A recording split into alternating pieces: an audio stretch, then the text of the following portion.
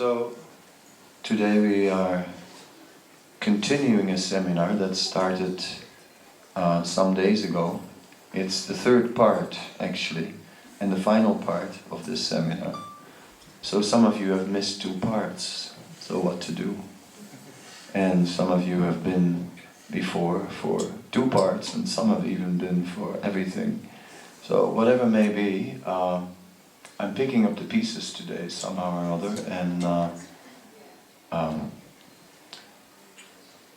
the topic of our seminar is the Hansaduta, which is a book of Rupa Goswami.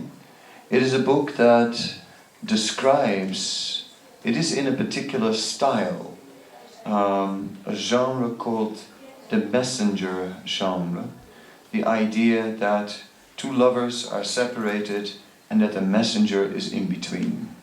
The first book in Bengali literature that was written like that was from the poet Kalidas, and he wrote the Meghaduta, where a cloud between them became the messenger. Then since then, so many different kinds of messengers were there. There was one writer, Vishnu Das, who was related to Chaitanya Mahaprabhu, who actually wrote the Hansaduta, where the mind became the messenger. So I find that an interesting theme, the mind, the messenger. You can imagine, before a mind can be a messenger, a little work has to be done. In the case of Rupa Goswami's book, we begin to, basically what we find is Krishna has left Vrindavan. Krishna and Balaram have been taken away by Akrura. And as a result, Vrindavan is plunged in a mood of separation. Now, none of the devotees is experiencing any happiness in Vrindavan any longer. Now that Krishna is gone, what's the meaning of Vrindavan without Krishna? So the mood of separation is there in all devotees, but it culminates in Srimati Radharani. No one has such intense symptoms of separation as she does. And Radharani is just constantly overwhelmed by this separation. Therefore, to get some relief, she goes to the Yamuna with the idea that on the banks of the Yamuna there's some cooling breeze and that will help a little bit. But when she gets there to the Yamuna, accompanied by her Gopi associates, she finds a place where she and Krishna had many loving exchanges, and the result is that she becomes overwhelmed by a wave of very intensified separation, so it gets much worse. But then her friend unconsciousness is coming to her rescue, and she falls unconscious on the ground. The gopis then immediately take action, and they make a bed of lotus flowers for her to lie down on. Some other lotus flowers they dip into the Yamuna, and they fan Srimati Radharani in the hope that she will return to consciousness. Then there is a sigh and some breathing. So they are very happy to see that there is a sign of life.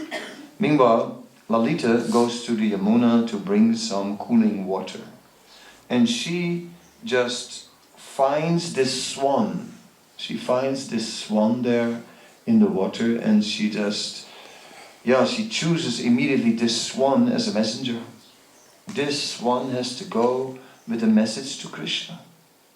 And why not a swan? Why not? First of all, when one in love of God is ready to trust anyone and is ready to sort of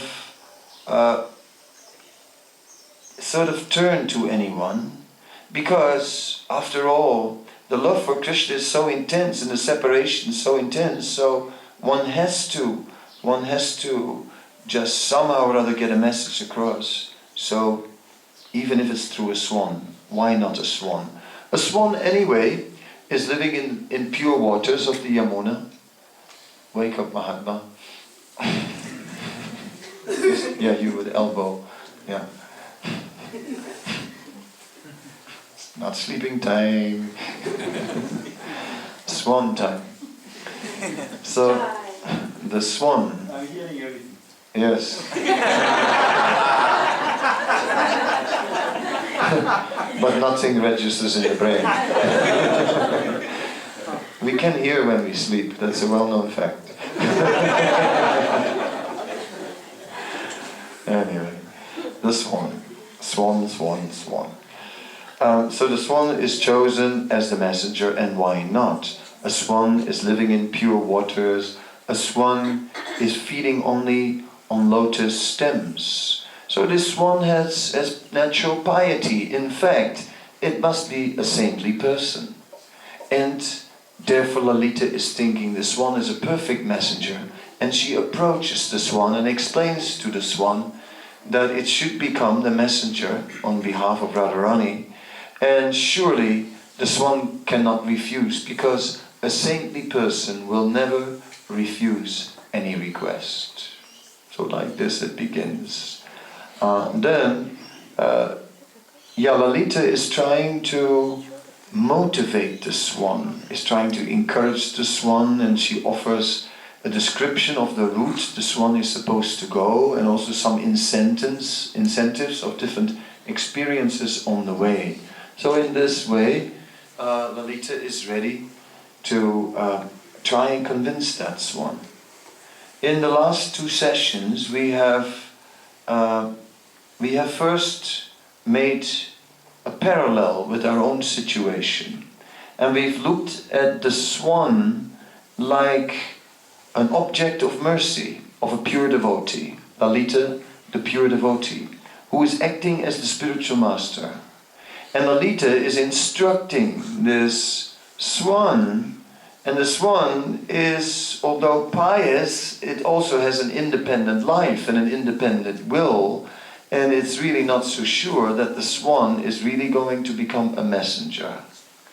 So, therefore, this morning, welcome, my dear swans. It is very good that you have come. Somehow or other, the pure devotee's glance has fallen upon you. Why? I don't know.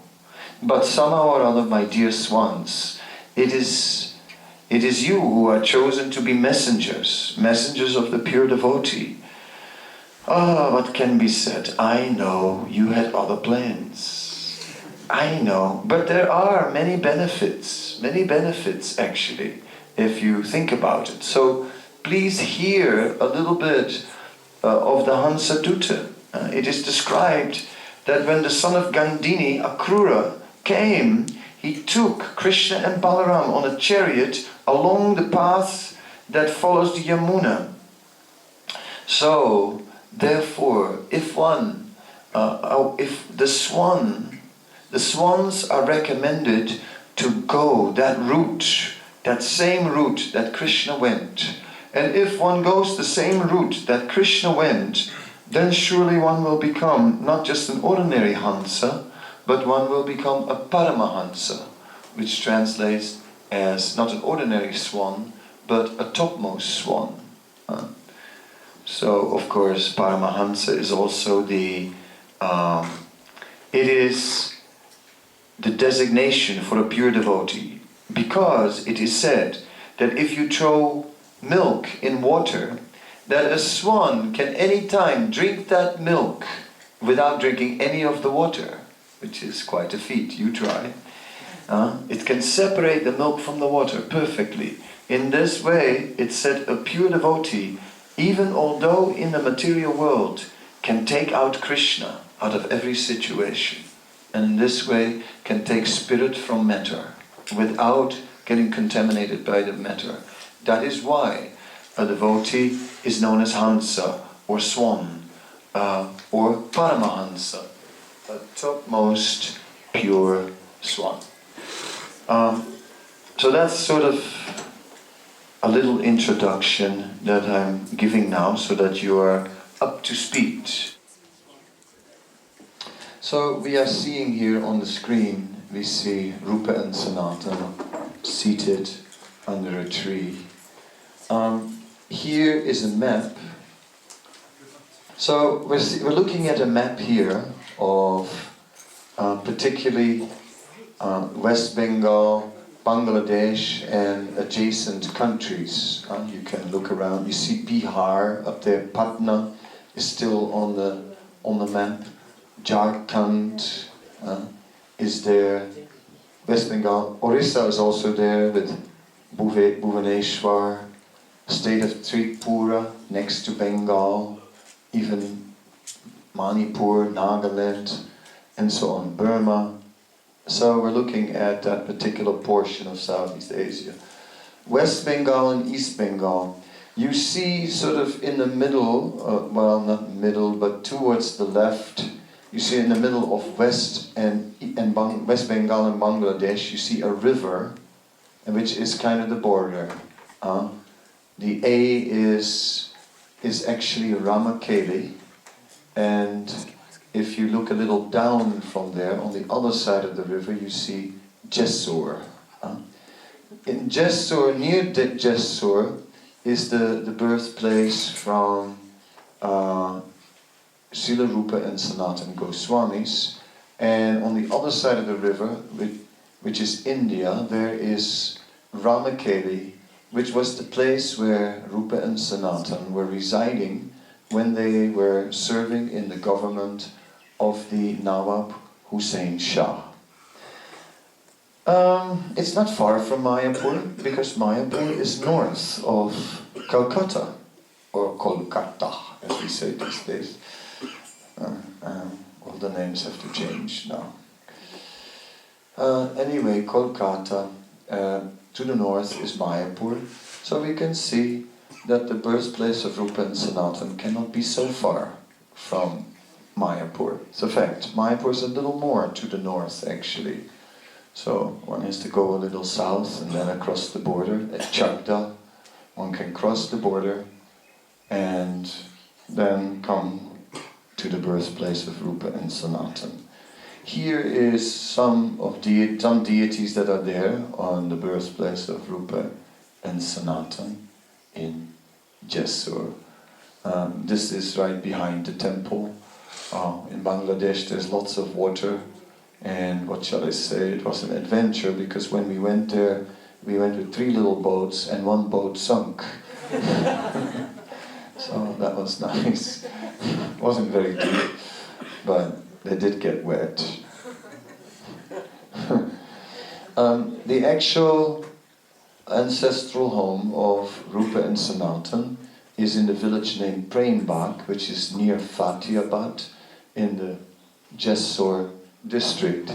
Here is a little genealogical table of Sanatana, Rupa and Jiva Goswamis.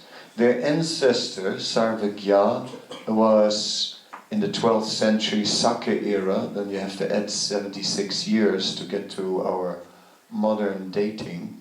So somewhere in the 1300s in Karnataka, Sarvagya was a Brahmin in the Sarasvat Brahmana communities. The Sarasvat Brahmanas were originally living on the banks of the Sarasvati and then moved all over India. Sarasvat Brahmanas, they originally were more inclined towards Vaishnavism, but over time they took up everything. Some became Shaivites, some became Shaktas, some became worshippers of Durga, and some remained Vaishnavas. When in Karnataka, when Madhvacharya began to preach in Karnataka, he had a great influence on the Sarasvat Brahmin community, and many converted to Vaishnavism. So there's a stronghold of Vaishnavism under the Karnataka Sarasvat Brahmanas. Even many took up worship of Krishna. And in this particular family, there was a typical scenario which happens a lot in India. One brother took the land of another one. Happens a lot. It is like that. So one brother, it was a wealthy family with lots of land, but anyway, Anirudira Rupeshwar, he had to go in exile in the Karnataka mountains, and eventually he had to move So his son Padmanabha moved to Naihati in West Bengal. He had 5 sons, and number 5 was Mukunda, who had a son named Kumaradev. Kumaradev moved to the eastern side of Bengal, to the village Prembak, Jeswar, East Bengal, and he had a number of sons, amongst whom Sanatan, Rupa, and Anupam, and they lived there in Prembak. Then later, the son of Anupam was Jiva Goswami, and he, as some say, was born in Ramakeli, which we just saw on the map, the place where the Goswamis later, Rupa and Sanatan later were engaged in government service. And Anupam was also engaged in government service, but Anupam died quite young. Here is some more pictures of the birthplace. I got a little artistic here, but as you can see. But you see the tree, because somehow or other in any holy place in India there's always a tree where it happened. Has to be. I don't know why. But for example, you go to Kurukshetra and you find the tree where the Bhagavad Gita was spoken. I didn't read about it in the Gita, but anyway, there always is a tree in India. So here also, the tree is there. As you can see, it's a nice tree, double tree. Rupa and Sanatan. This is the ISKCON temple nearby, maybe within 2-kilometer range from there. Nice place. There's a guest house behind the temple. You can go, actually. It's not very far from Mayapur. You can easily go there. Instead of just driving from Mayapur to Calcutta, go to Rupa Sanatan's birthplace. And on the way, actually, you get also Benapol, the place where Haridas Thakur was residing and where that prostitute came in the dead of night. So those places you can very easily visit, easily, no difficulty. For foreigners, of course, make sure you have a visa to get back into India and so on, otherwise you have to stay in Bangladesh. Oh, what can be said? We'll come and visit you sometimes. It's nice here in the ISKCON temple, we have Gorni Thai deities, and then at their feet Rupa and Sanatan are sitting, which is sort of nice, that these two are there. Okay, here are some dates. Too many dates. I mean, it's not good for you, they tell me. But you see, today we're talking about the Hansaduta. So in red letters you see, before Lord Chaitanya's visit to Ramakeli, Rupa Goswami completed the Sri Hansaduta. So that visit, it happened somewhere between 1511 or 1514 that Chaitanya Mahaprabhu came to Ramakeli to meet Rupa and Sanatan. If you look a little up from there, you see, for example, that Bhakti Rasamrita Sindhu was finished in 1541. Whereas this Hansaduta was written before 1511. Looking at that, Rupa Goswami, 1489, 11 plus 11, around 21 years of age, something like that. Young, quite young. Look then at the Bhakti Rasamrita Sindhu, at 11 years, about 52 years of age, just to get an idea. So that's enough what we want to do with dates today, and I think not too many dates. Here we are in Ramakeli. Ramakeli is then the place where Rupa and Sanatan resided when they were engaged in the Muslim government. On the left side, the little temple there is showing us the padas, the footprints of Chaitanya Mahaprabhu. Here they are. When Chaitanya Mahaprabhu visited Ramakeli, later his footprints were installed there. We can go a little back, and what we see here is the deities of Sri Radha Madan Mohan. These were the deities installed by Srila Rupa and Sanatan Goswami in Ramakeli. Because although they were officers in the Muslim government, they were in their village making a little Gupta Vrindavan, a little hidden Vrindavan. And it was quite developed. They had deities of Madan Mohan, which is interesting because later you see how Sanatana Goswami has in Vrindavan a deity of Madan Mohan. But he actually already had a Madan Mohan deity here in Ramakeli much earlier, long before going to Vrindavan. So we understand obviously that he gave the name Madan Mohan again to the deities in Vrindavan. Also in Ramakeli there were various other holy places. Let's see if I have them. Well, the Ganga is of course right there. And on the bank of, this is the Ganga today, but in those days it must have been quite nice. There were beautiful cottages built on the banks, and Brahmanas used to reside there. And they used to invite Brahmanas from all over India, and these Brahmanas would just live there and study and be supported, and they would daily engage in discussions on the Bhagavatam. Sanatana Goswami, when he was a young man, once he had a dream, and in this dream one Brahmana came and gave him a full manuscript of the Srimad Bhagavatam, which was not a small thing because, you know, it's a very big work, the Bhagavatam. You know, so it's all hand copied, so you can imagine 18,000 verses, who's going to copy that? Better take some smaller book when you're hand copying. So there were not that many private copies around. Some temples had. So to get a private copy of the Bhagavatam was something extraordinary, and it was wonderful. But then he woke up, it was only a dream. Oh.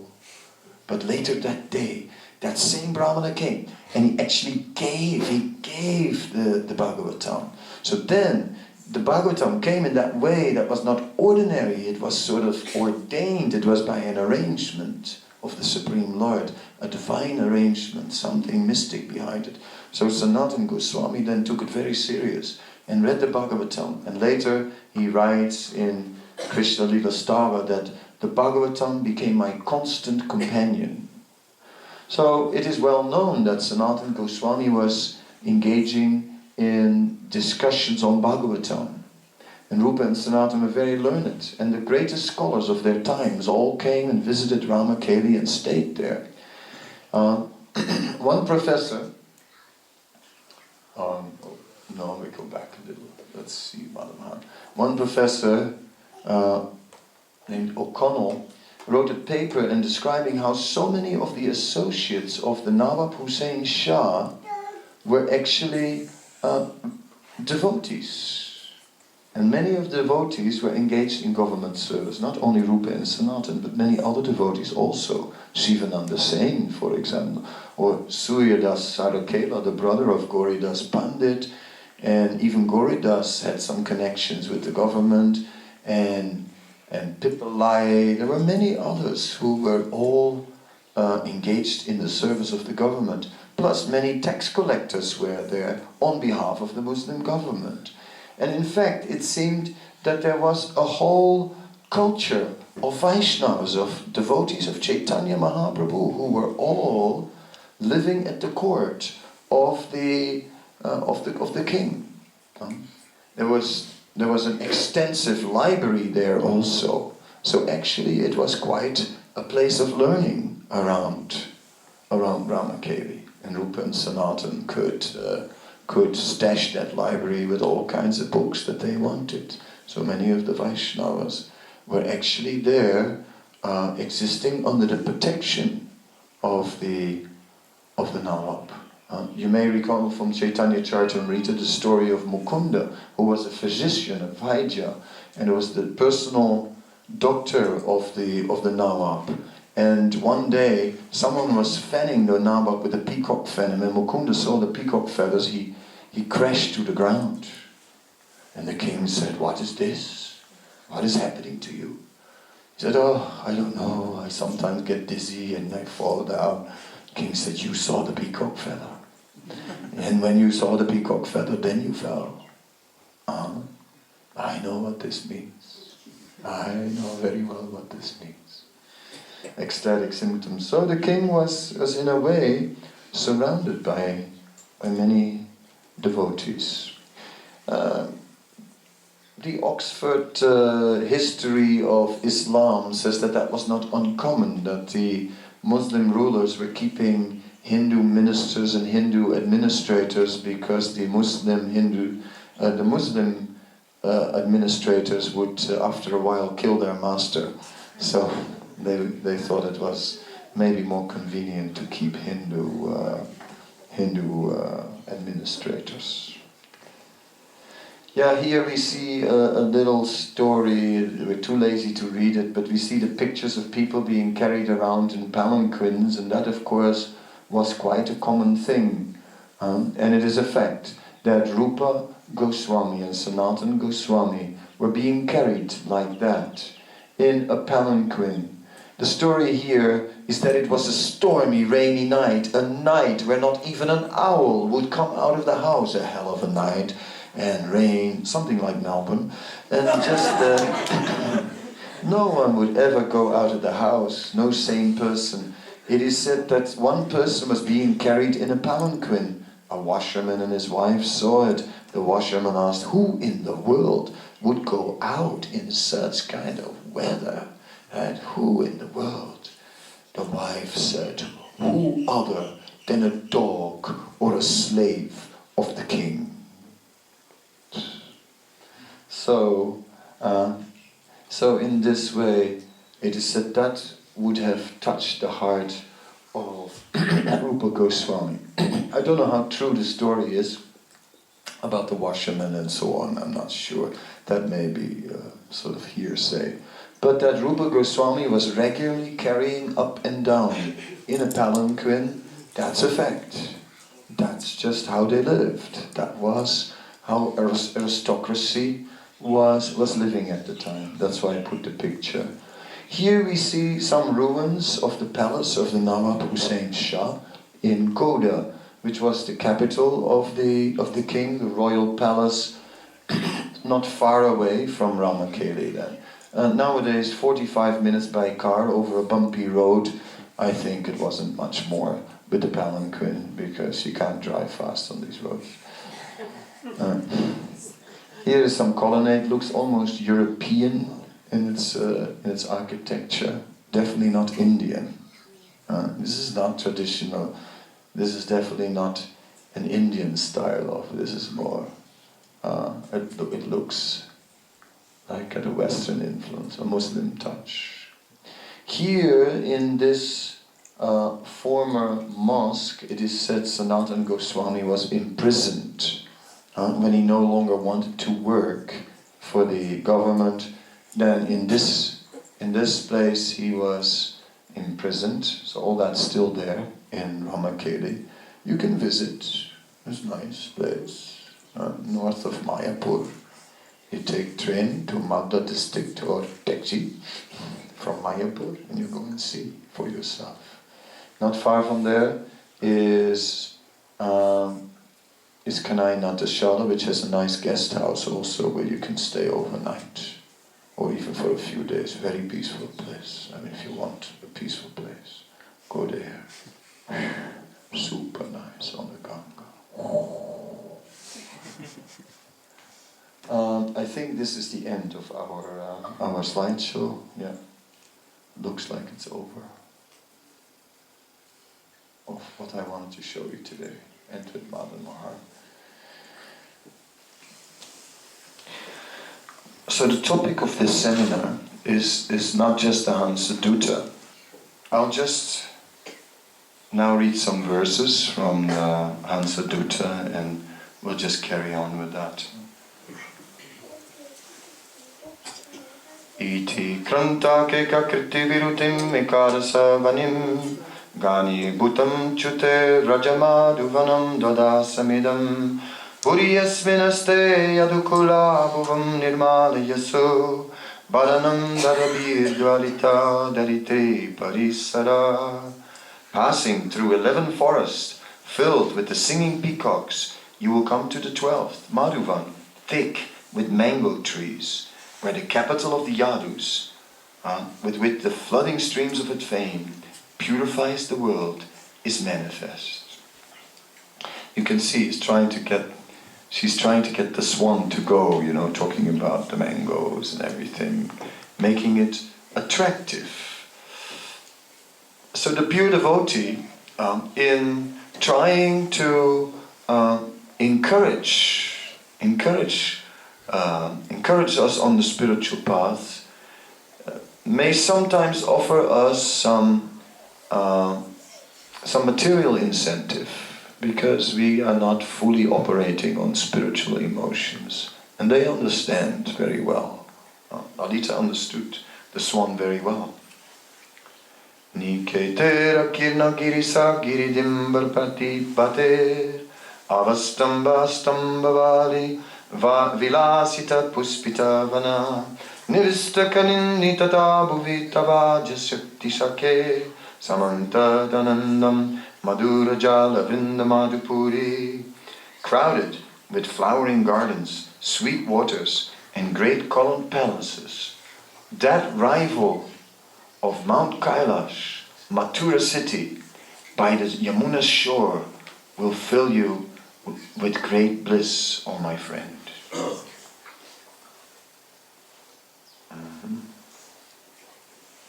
And then the ladies of Mathura start speaking. Abodhista kayannai vigatitam prachat apatim vimuktam agyasi patina muktavalim api aishi govinda smarana madira mattaredeye satiti kyatim te hasati kulatanam kulam idam. You don't know. The garments have fallen from your body. You don't know.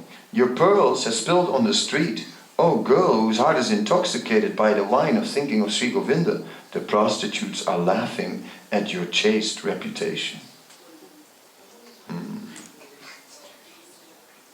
My left foot still not anointed with red leg? I'm going anyway. Bewildered girl, of what use are my ornaments now? Friend, from the tumultuous sounds of the city's women, I think Vrindavan's Kamadev gloriously walks by my doorstep. Garlanded with Ashoka flowers and bathing the line of houses with his playful glance, Kansa's conqueror walks before us. Why running from the back of the jeweled palace and staring with unmoving eyes? Do you block the window? Your eyes are always blank. In a secluded place, you think of something. You do not hear 100 appeals of the friends before your eyes, O lotus-faced one. I think the splendid dark crown of youth has walked on the pathway of your eyes. Alright, so these verses sort of describe Krishna. When Krishna entered Mathura, it wasn't actually something like, and then Akrura took Krishna on the chariot and they entered Mathura. And then Krishna was in Mathura. No, you can see that it was a wave that created a big reaction. And the ladies in Mathura, they forgot everything. One lost her clothes. She didn't even realize it. Just see, that goes pretty far. Other ones sat there just staring into space. Or another one was just blocking the window, standing in front of that window, just totally staring at Krishna. So it is a fact that Krishna's presence is like that, so overwhelming,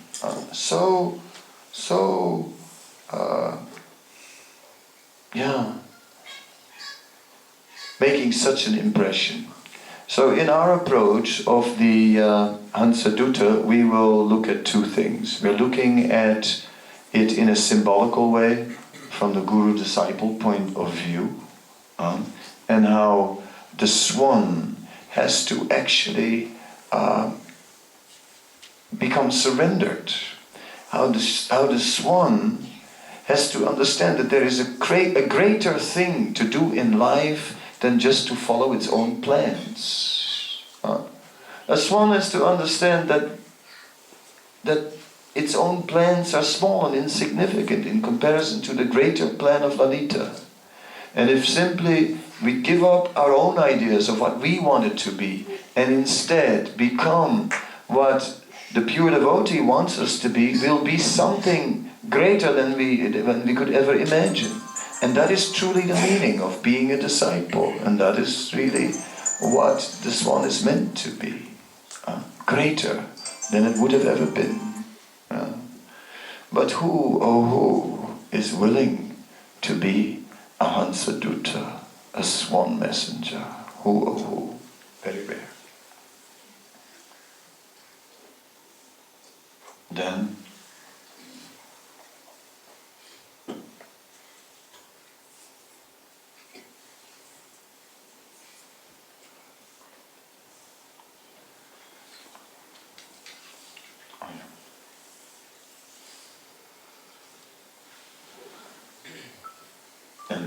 Ata kramam kramagatanaya sankatataran nivasan visinam anusara puri maja vishakan muraratir yatra sakita gaganabir vijayate patakabi santarpita bhuvanam antapuravaram.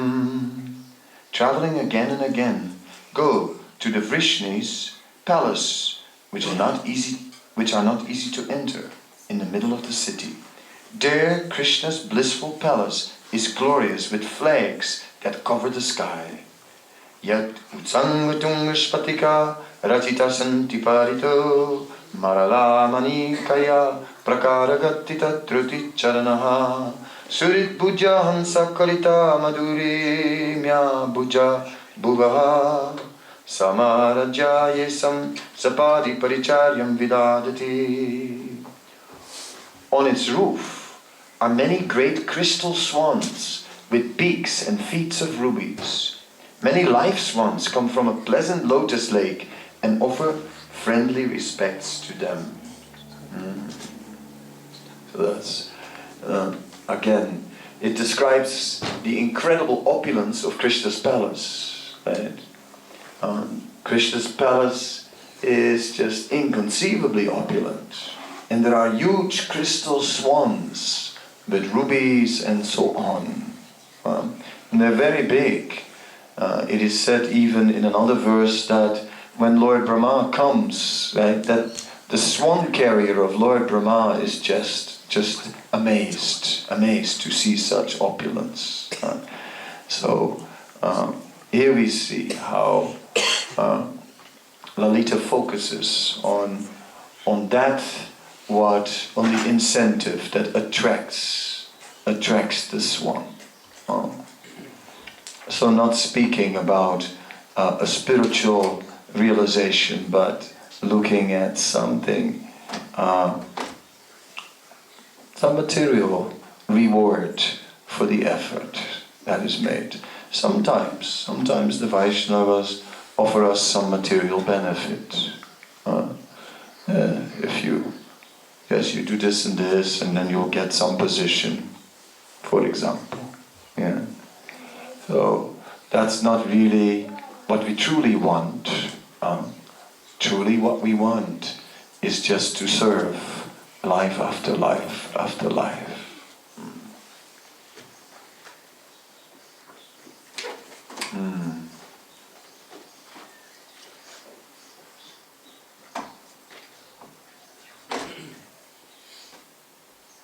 And then on the terrace of the palace is an emerald column where a splendid cooing peacock sleeps at night. Brother, fearlessly fly to the top of that column and wait for the pastimes of the Yadu king. It's the perfect spot. Sitting on a couch of very soft white cushions at the height of the three worlds' opulences, his form slightly bent in three places, Tribhanga.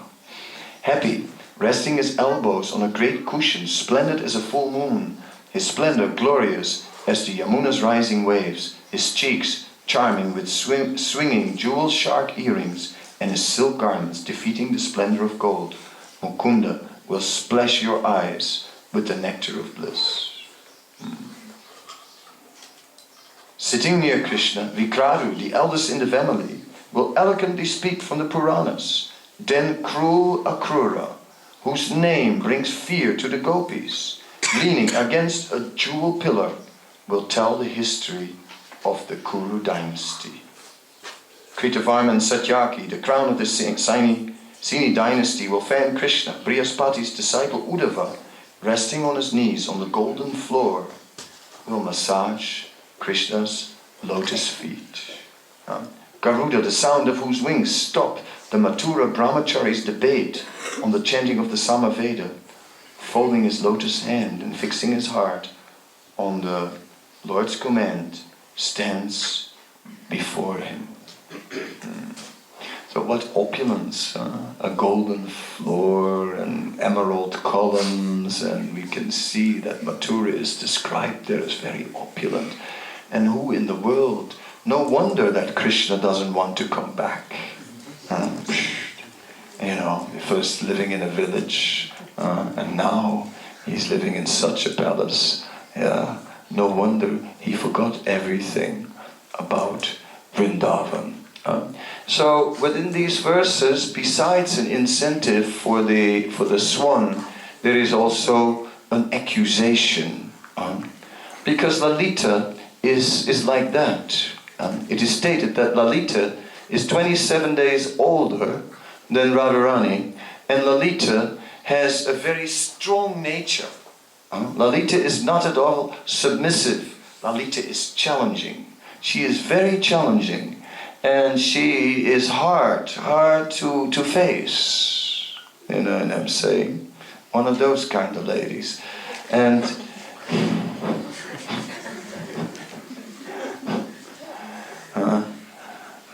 what shall we say?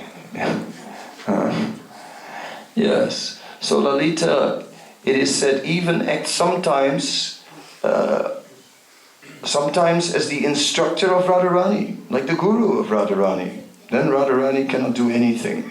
Once between Radha and Krishna there was some tension because Krishna had been sighted in the grove of Chandravali, and it seemed that Radharani therefore was very upset and didn't want to meet him, but he somehow or other sent a message that actually nothing really happened, and the only reason why he went there was to make her jealous.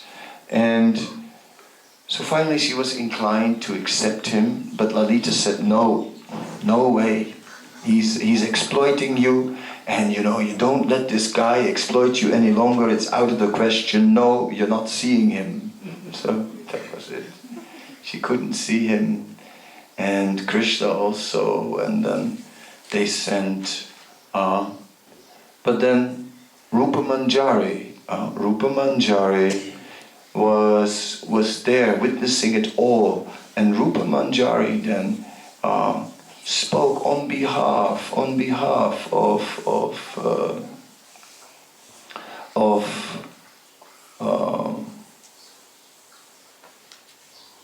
Radharani. Then Lalita said, okay, they can meet. So in this way we see how strong is the position of Lalita.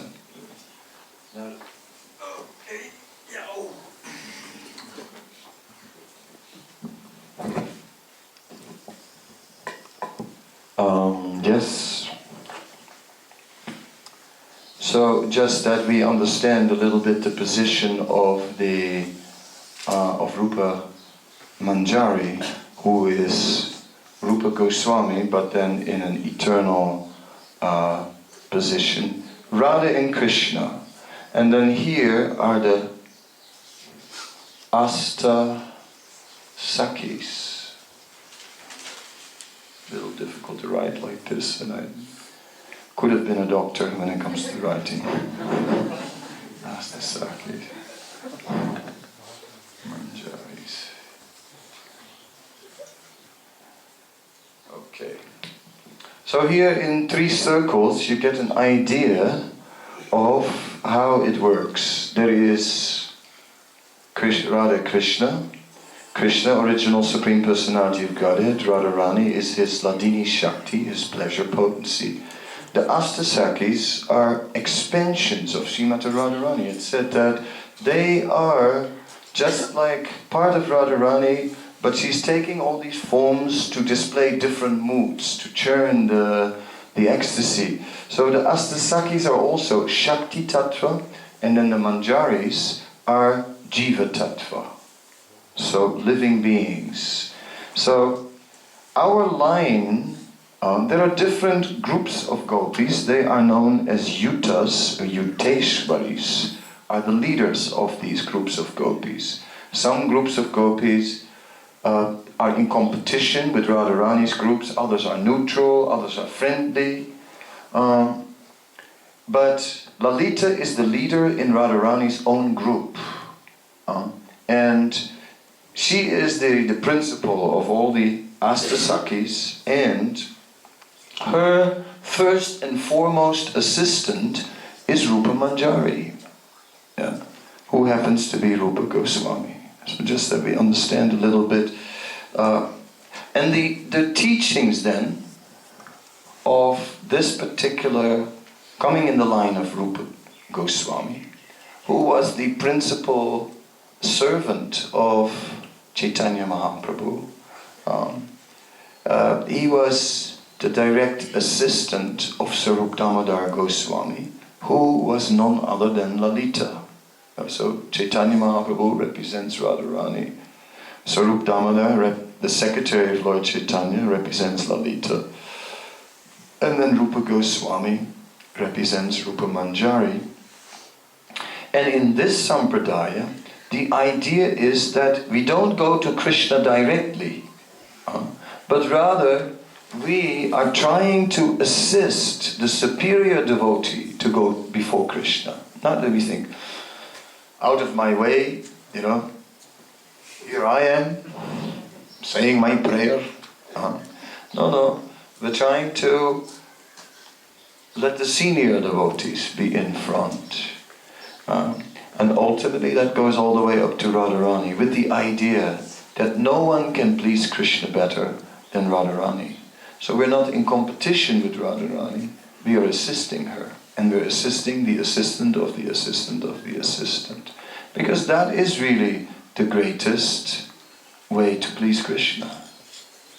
So therefore that is considered the greatest of teachings. So here we get an idea.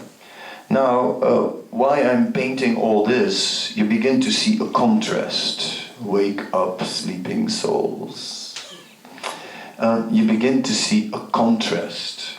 On the one hand, you see here on the board, you see an eternal identity of Rupa Goswami and Sanatana Goswami.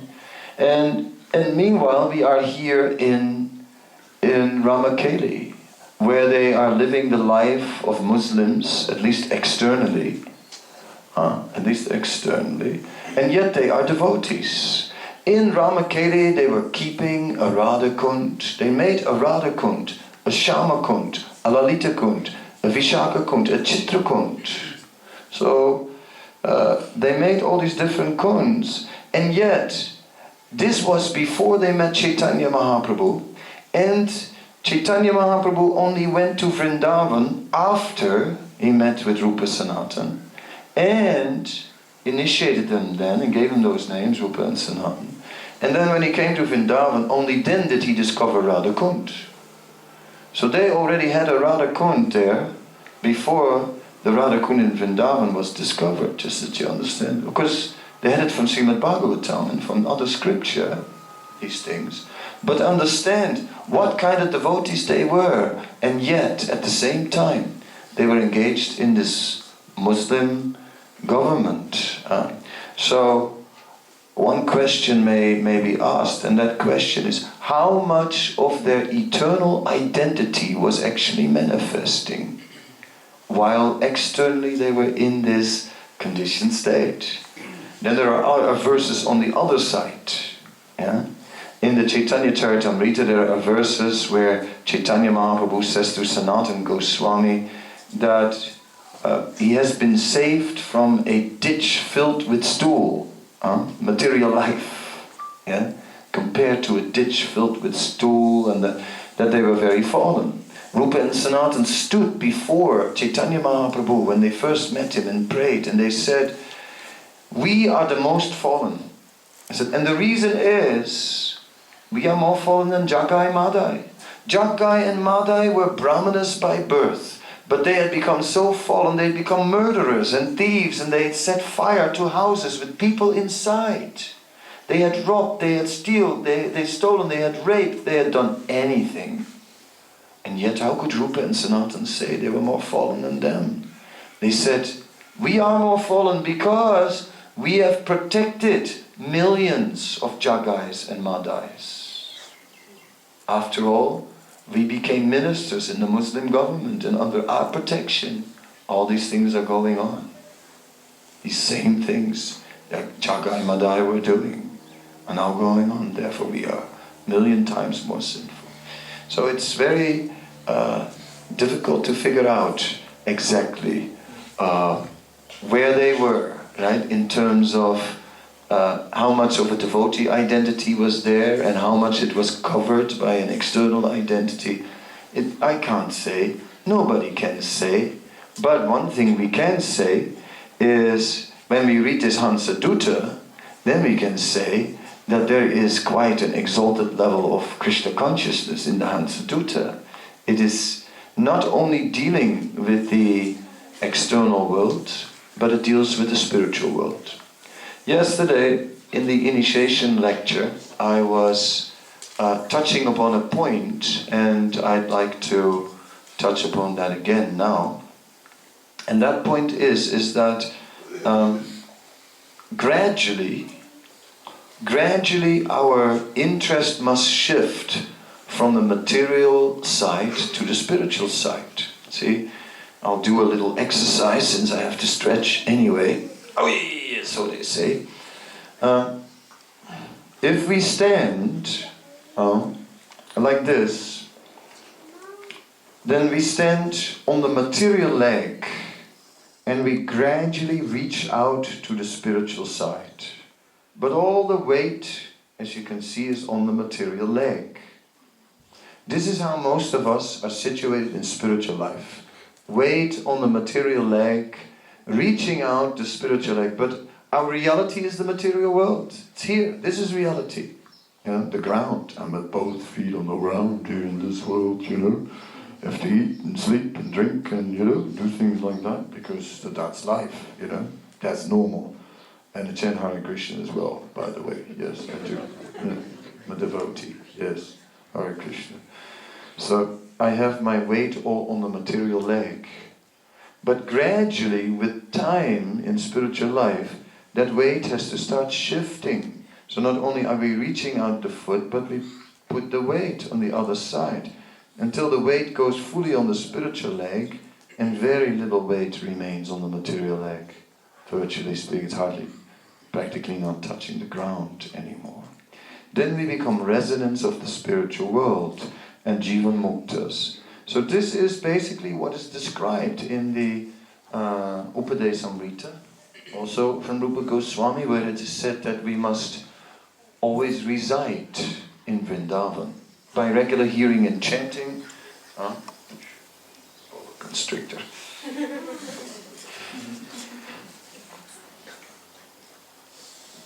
We must then become absorbed in these things, in the eternal spiritual identity. So the book is doing both. So far, for the last two sections, we have been discussing more the material side, more how we need to become suitable messengers. We need to adjust our lives and become transparent.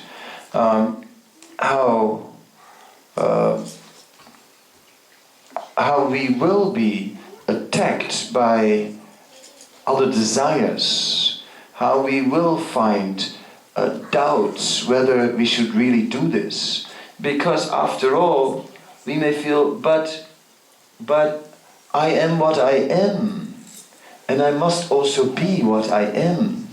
Life must be natural. And can spiritual life be unnatural? Should spiritual life be unnatural?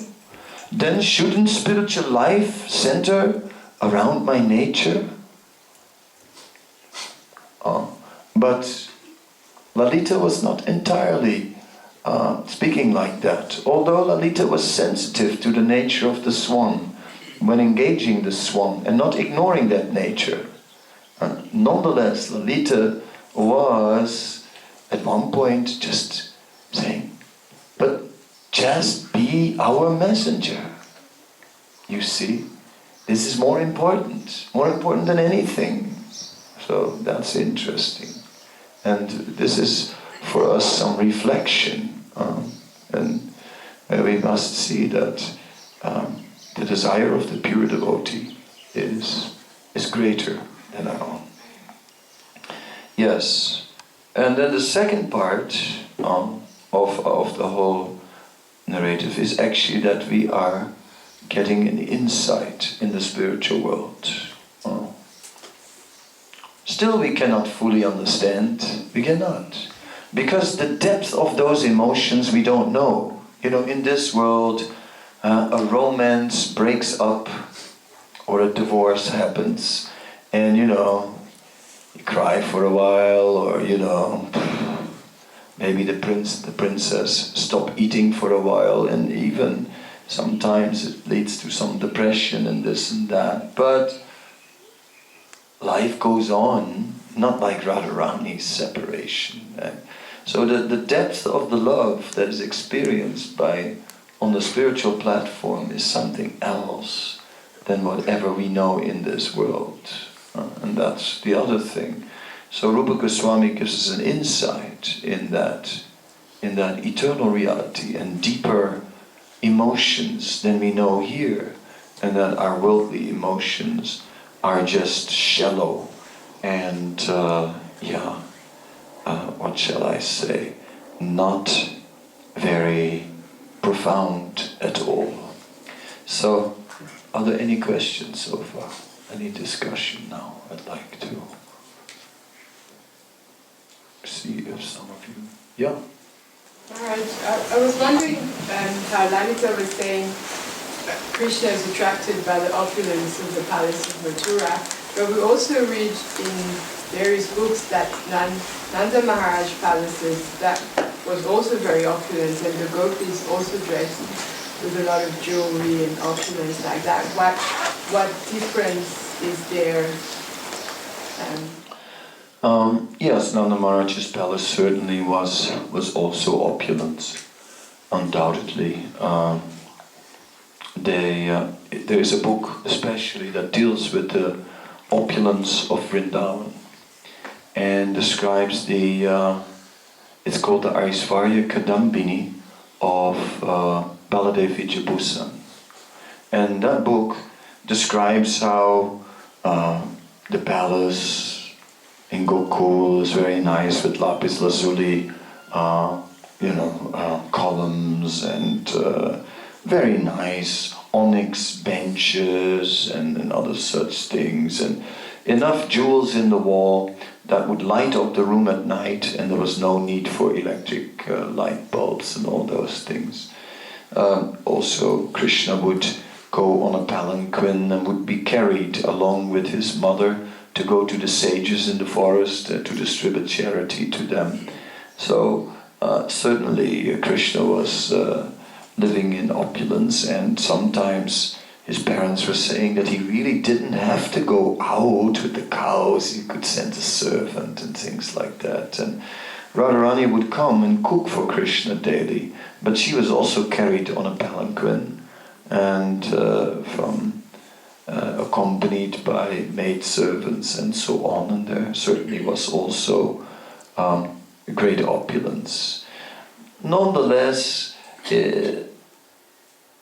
they were village girls. They were themselves, they were not living in poverty, but they were milking cows and they were churning butter and they were doing all these things in Mathura. The Mathura ladies, they were city ladies. City ladies don't do such things. It's like, milk a cow.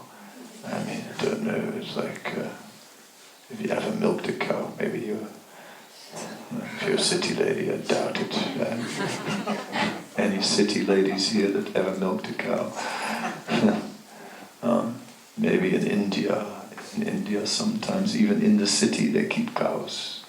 I saw in Benares, I saw this house and there was half a door and then a head stuck out and there was a cow. I said, oh, this family cow lives here. What can we say? Yes, cows are there. But, so village life, it was village life, opulent village life, whereas Mathura was opulent city life. So there is a difference in terms of the externals.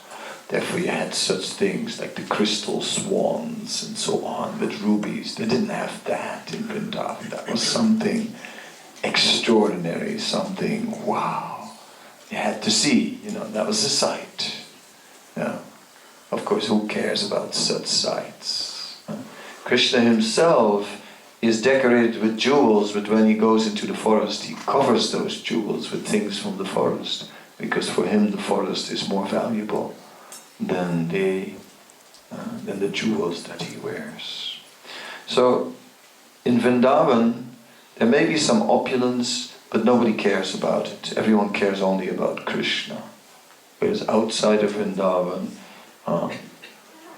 there, the whole Mukta Vaikuntha is, everything is in this opulence, and Krishna is recognized as the Supreme Lord, and everything becomes more formal and distant, and because there were also some verses describing how all these residents of Mathura were seated there in different seats, as in a formation, kind of formal and official.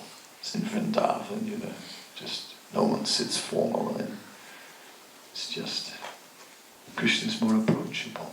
That's the difference. Other questions? Yes. Thank you, Maharaj.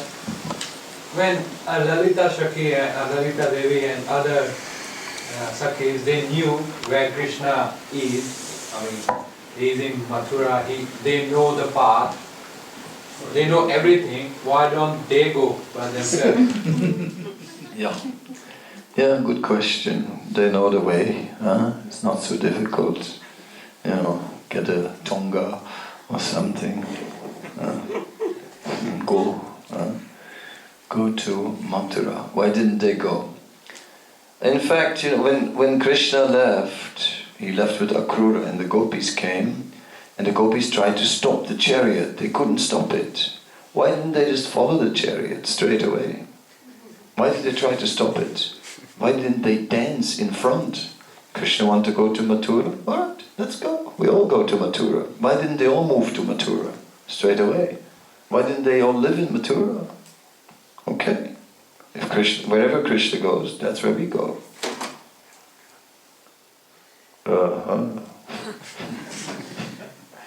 So, like that, your question is a good question, and it's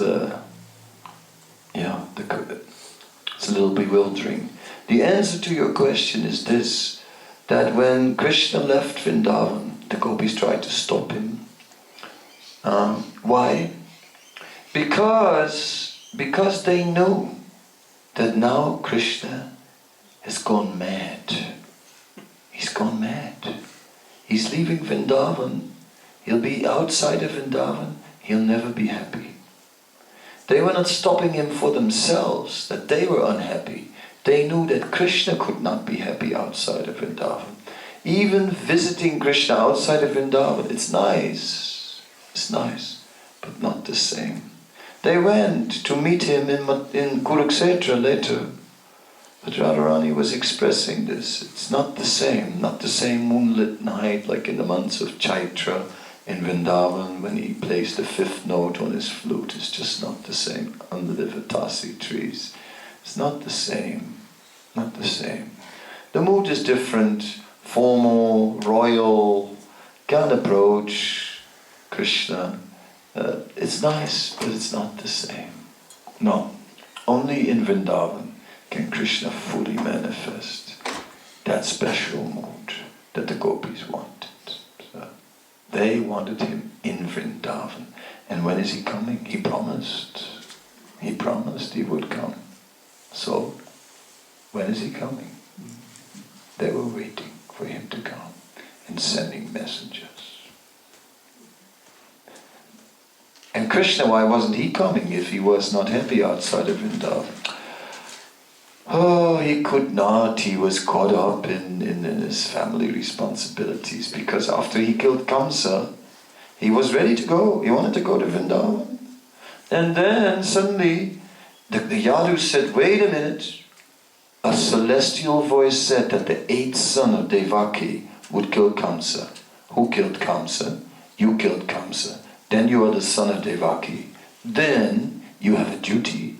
You have to protect your parents. So you'll have to stay here. In that way Krishna got caught up in this situation of killing different demons, and just one more demon, and then one more. Just a few more. Almost finished. Just now coming. It's the original, just now coming. Anyone else? Maharaj, how did the Hamsa-duta reciprocate? That is a big question. What did he do, that swan? Nowhere in the story is it clear. It's like the swan is not flying up at one point and just going off to Mathura. Right? It's clear, the swan has made a choice. No, it remains ambiguous. It's not clear. What is the choice of that swan? Did the swan actually do it or not? We will never know. We will never know. Because the book doesn't give that answer.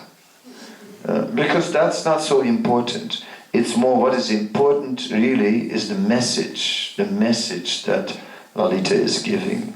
Lalita is first he's trying to encourage the swan, give the swan instructions and so on. And then the next level is she is beginning to give the actual message. We haven't come to that. I've saved that for the end of the... So I just had a little break now with the Q&A and whatever. And then next we go to the message and then the closing section of the Hansaduta. And then I leave it with you for what it is. But just that we understand that our Rupa Goswami is, even when he was a young man, that was a great exalted devotee, without a doubt. So, no answer for the Hansaduta. What to do? Some people say that actually it was Krishna who took that position of the swan. And he actually came and heard everything. They sometimes say like that. Whether that is true or not is hard to say. But anyway, Krishna hears anything anyway. He doesn't have to become a swan for that. Right?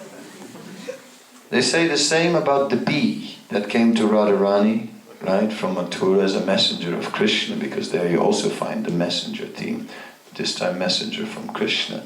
And that the bumblebee, they also say, in the Prabhupada writes it even, that some commentators say that the bee was Krishna. And then Radharani was speaking heavy, you unreliable servant of an unreliable master, and all kinds of things like this. And then the bee went away. And she thought, oh my God, I got too heavy. And now he's going to tell everything to Krishna. And then the bee came back. And then Radharani spoke very sweet, idea.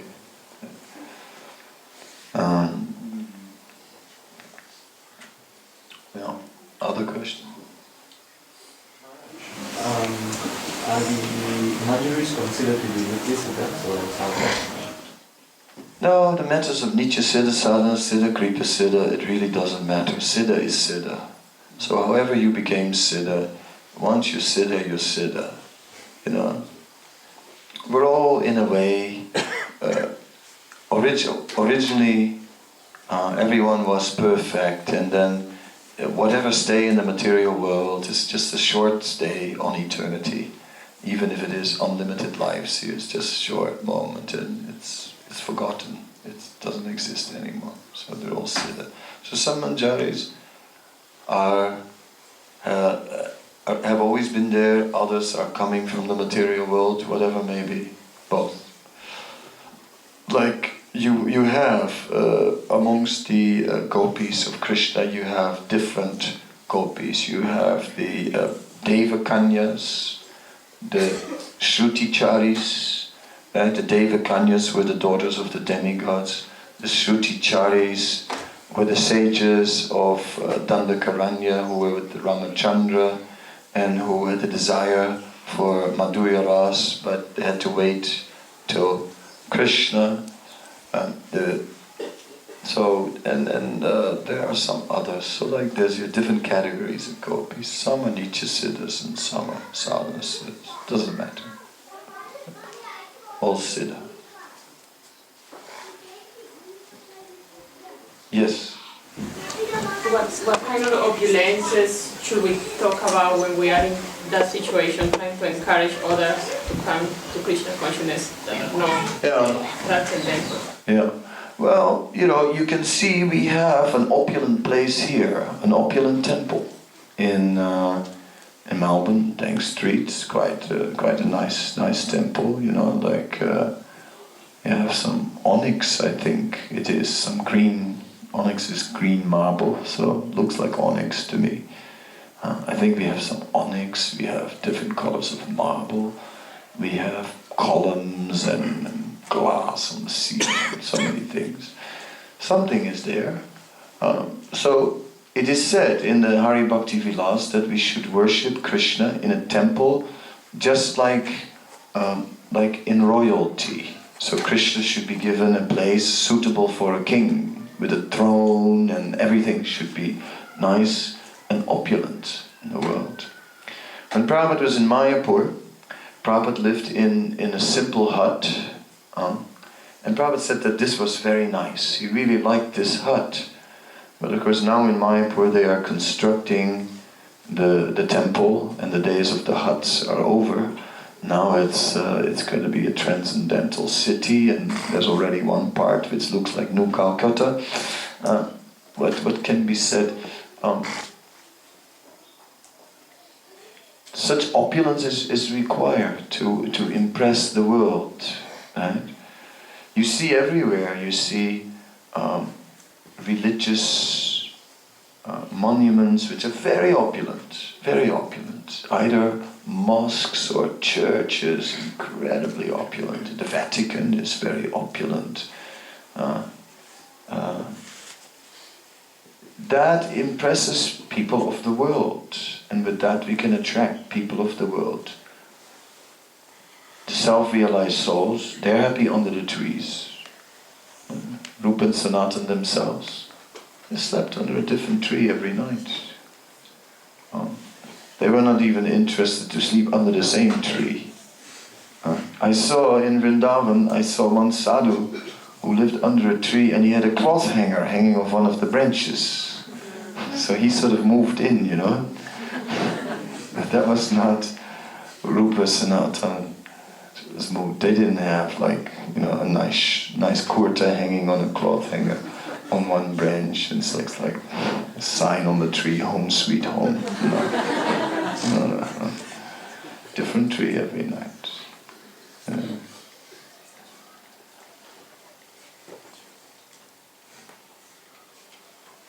Yeah.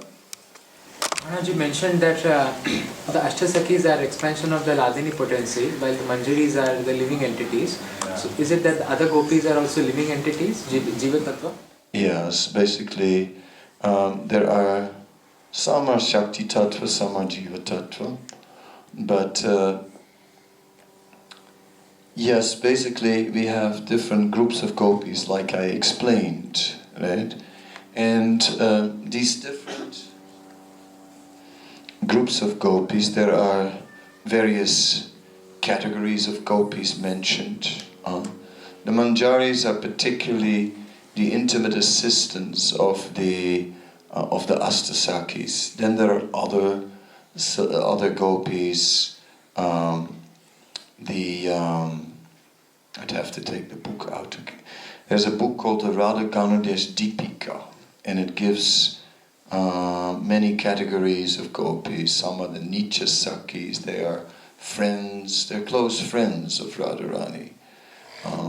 So like that, different categories, different groups, many different groups are there. And they are mostly Jiva Tattva.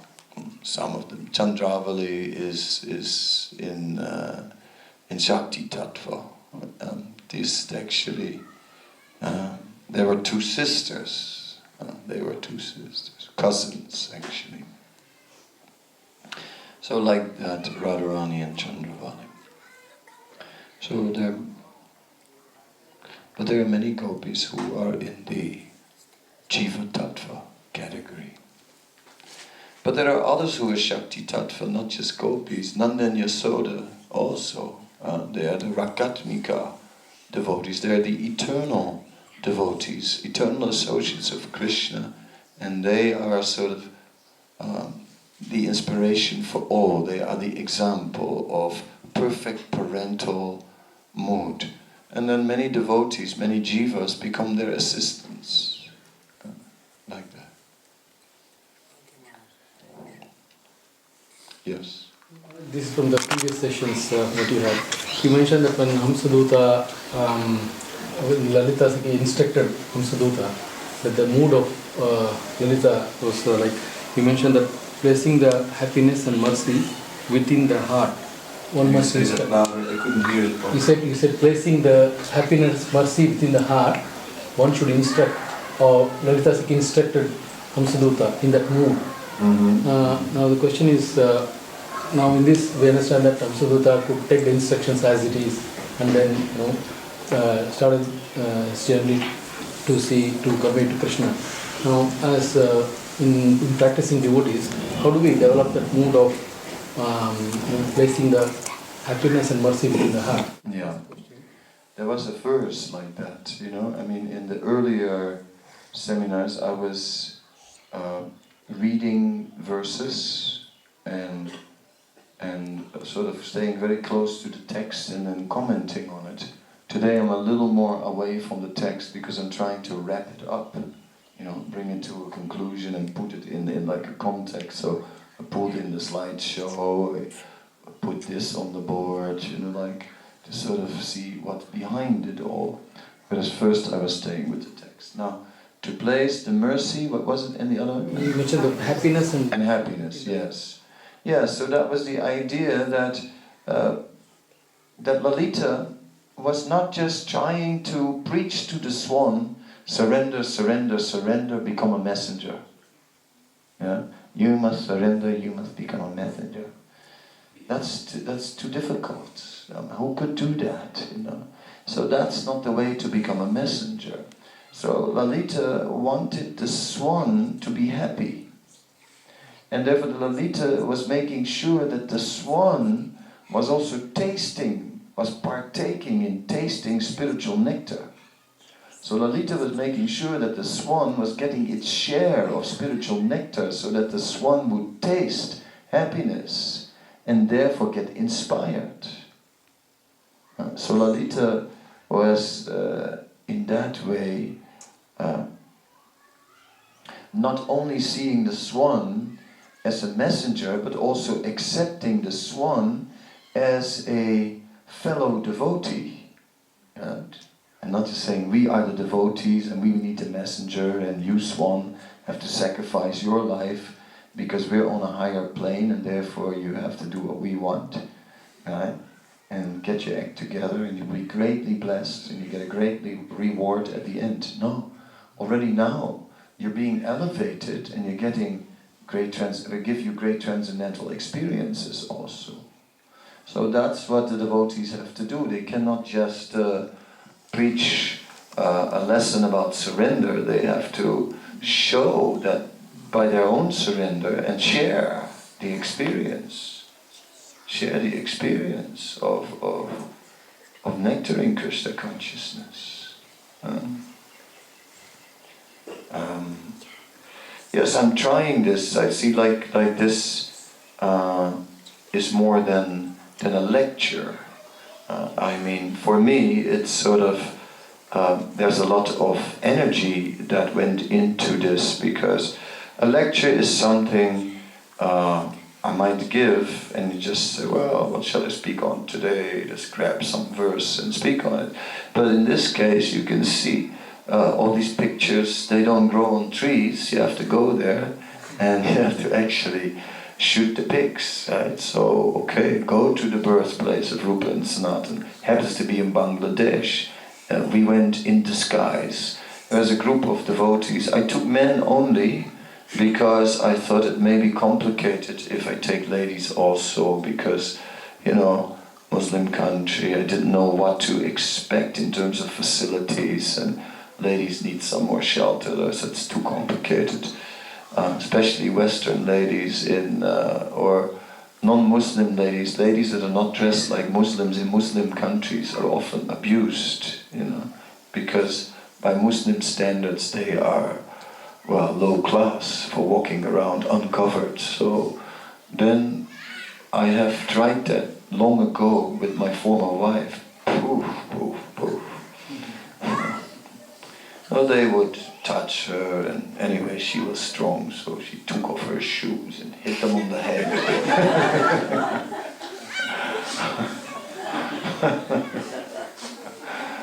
Yeah.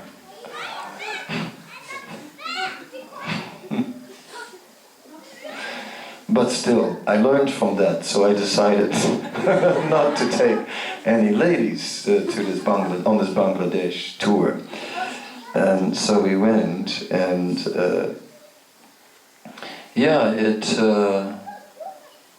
we were coming from different places, and we sort of met in Dubai, and we were all in disguise because we were supposed to go into the country in karmis, right? So here come all these devotees, you know, like in terrible disguises, right?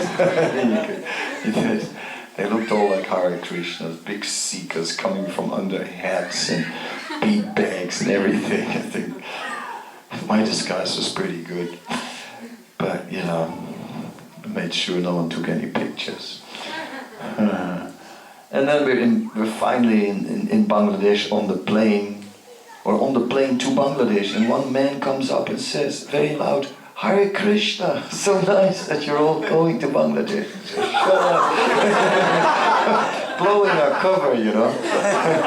So that was the whole thing.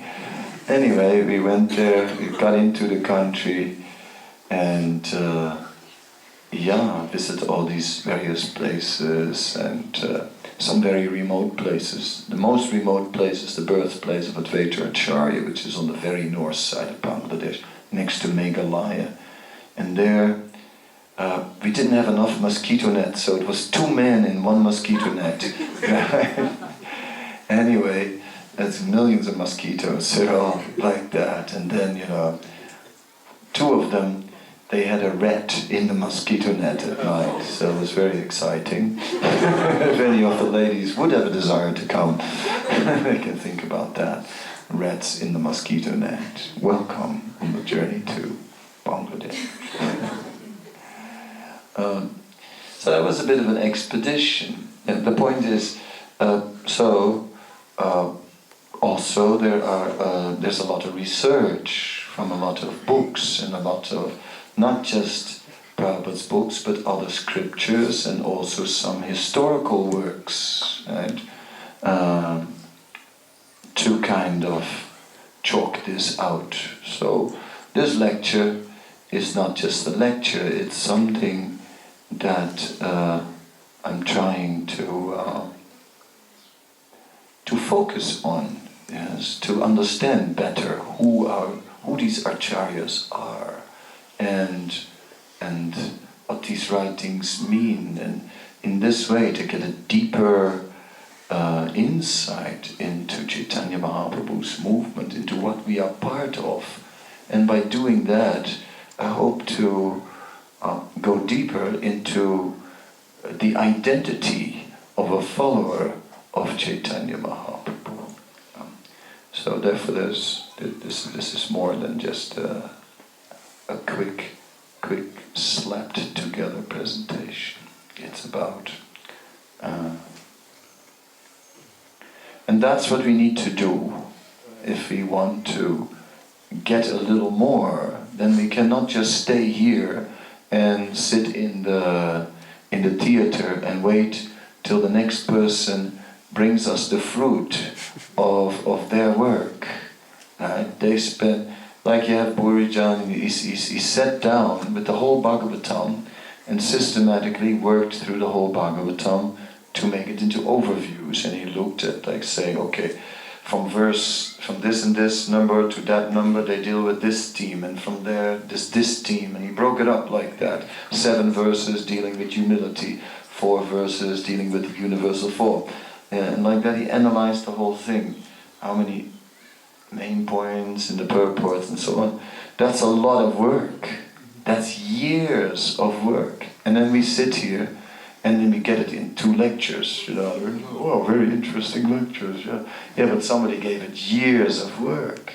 So if someone gives it years of work, they're going to get a little more out of it than we're getting. So hearing such lectures is really more an incentive for us to come to the point of starting to do that work. Next time Dinabandhu comes to, I don't know if he ever comes to Melbourne, but if he does, then it's all Vraj and Vraj stories and so on. Because he spent years and years searching it out, going through stacks of books and double checking what is actually going on in this place, what's going on in that place, and in the end he's got like a deep, deep insight into Vrajdam from years of work.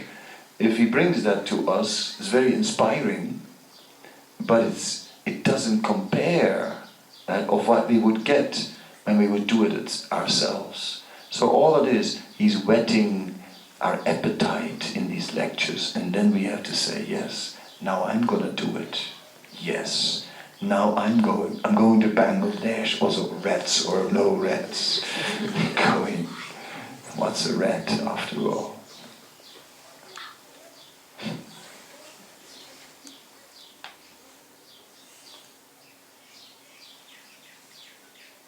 Any other question? Yeah. Maharaj, you said in the first seminar that we think that we have become devotees because of our efforts, but it's because of the other devotees' effort and prayers we have become devotees. So what should be our attitude towards the devotee, and how should we serve that devotee? It is like that, that we think that we have become devotees because we took interest in these things, but others have created all the facility for us and put it under our nose, practically speaking. Yes, and then we become interested in. So we have to be grateful for everything that has been done. Like yesterday, I mentioned something last night about Madhudvisa, who got this temple. We're all indebted to Madhudvisa.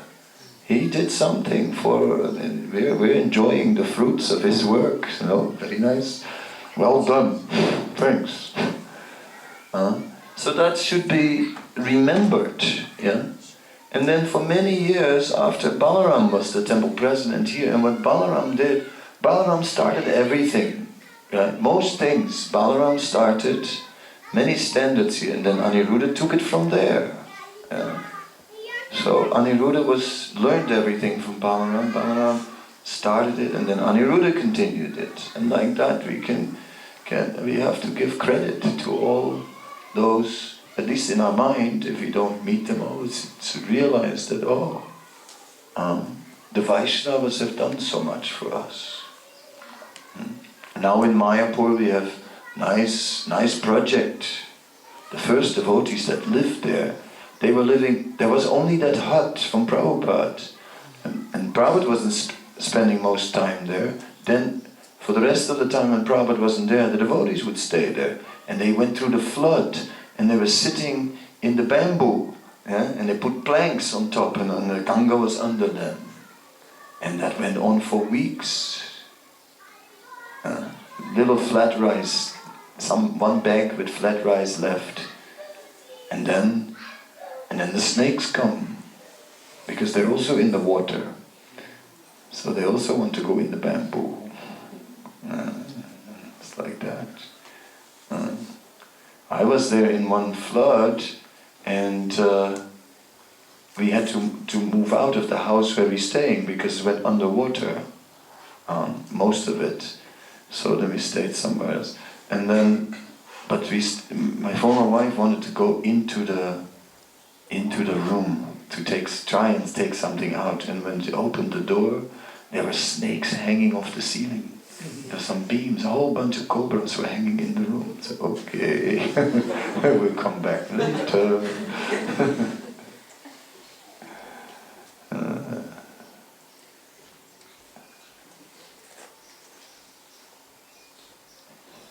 So many austerities. So we are always indebted to the Vaishnava. And if we have that mood, then we can appreciate everyone. We can appreciate. And it's like Bhakta did for us yesterday, Bollywood Bhagavan. You know, so many years in Krishna consciousness, where do you get such a big man like Bhakta, you know? Unique, you know? And he did this play for all of us, and he's been doing so many plays here. I remember in this room, he was playing the spirit soul that comes to the material world. Krishna, yes, I'll just go have a look. No, don't go. No, it's all right. I'll be right back, you know. Okay, and the next moment he was born. So the curtain drops, he goes to the material world, and then he was in the material world, and then you find a baby in the cradle with its feet to the audience and a big baby hat on. So they have a huge cradle, and Bhakta as a baby. With a baby hat on and his feet sticking out to the audience. My God. Can you imagine? A baby like that, that was quite something. It was in this room, I'll never forget it. Yeah. So we had some funny plays, you know, here with Bhakta. So yesterday, yeah, that was nice. That was not just anyone, that was Bhakta.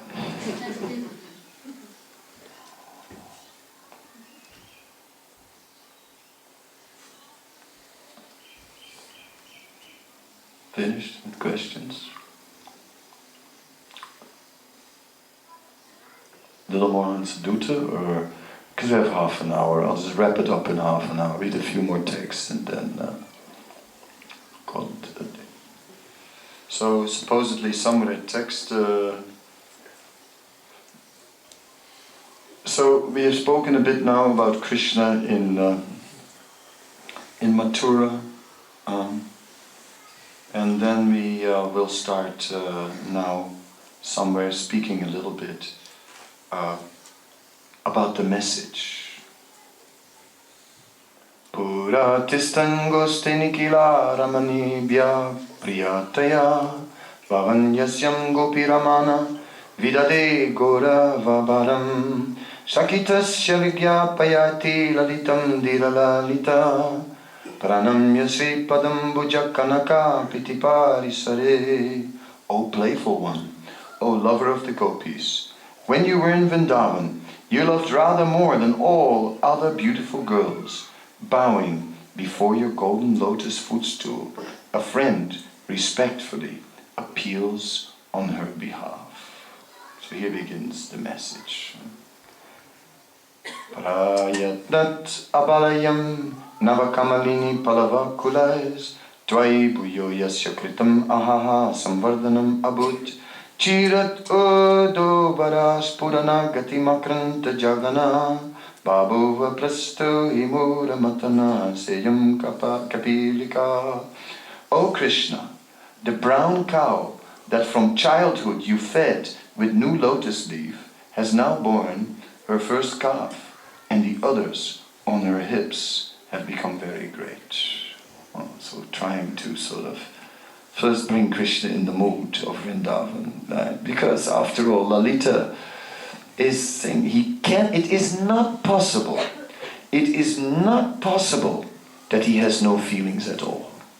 Something has to be there. It cannot be that he just walked away and just feels nothing. It cannot. Maybe he has diverted his attention, but some attachment he must have of Vrindavan. He was every day, he was milking this cow, his favorite cow. He cannot just forget that cow. It cannot be that he has no feelings at all. So she's trying to appeal to Krishna's feelings. Samipe nipanam trichatura dalahanta gamita tvaya yamakanda priyasa chariniyatim iyam yavasanti galat amala madvivika patali misadagre gopiramana rudati rodiyatinaha. O lover of the gopis, the Vasanti vine of 3 or 4 leaves you took from the Kadamba trees and married to a mango tree now weeps on the pretext of dripping with honey and makes us weep also. This is a little poetic, but basically Krishna planted a little creeper and now it's all over the tree and the honey is dripping from that creeper. So a lot of time has gone by. A little calf has become a big cow. A whole vine has grown. Vrindavan has changed, and you should come and see it. It's amazing how things have developed and grown, and all the things you started. In this way, like an expert psychologist, Lalita is at work. Prasuto devakya madhumatana yako pipurisa sajota gopala bhyudaya Paramananda vasati drito yogandinya katina jatare sapati tata samantate vastam shiva shiva gata kukulakata. O Krishna, one person born as Devaki's son is the home of the Gopa's bliss. Another person born from Kandini's cruel womb makes Gokul cry out, alas, alas. Kandini is Akrura's mother. So Akrura Mahatma.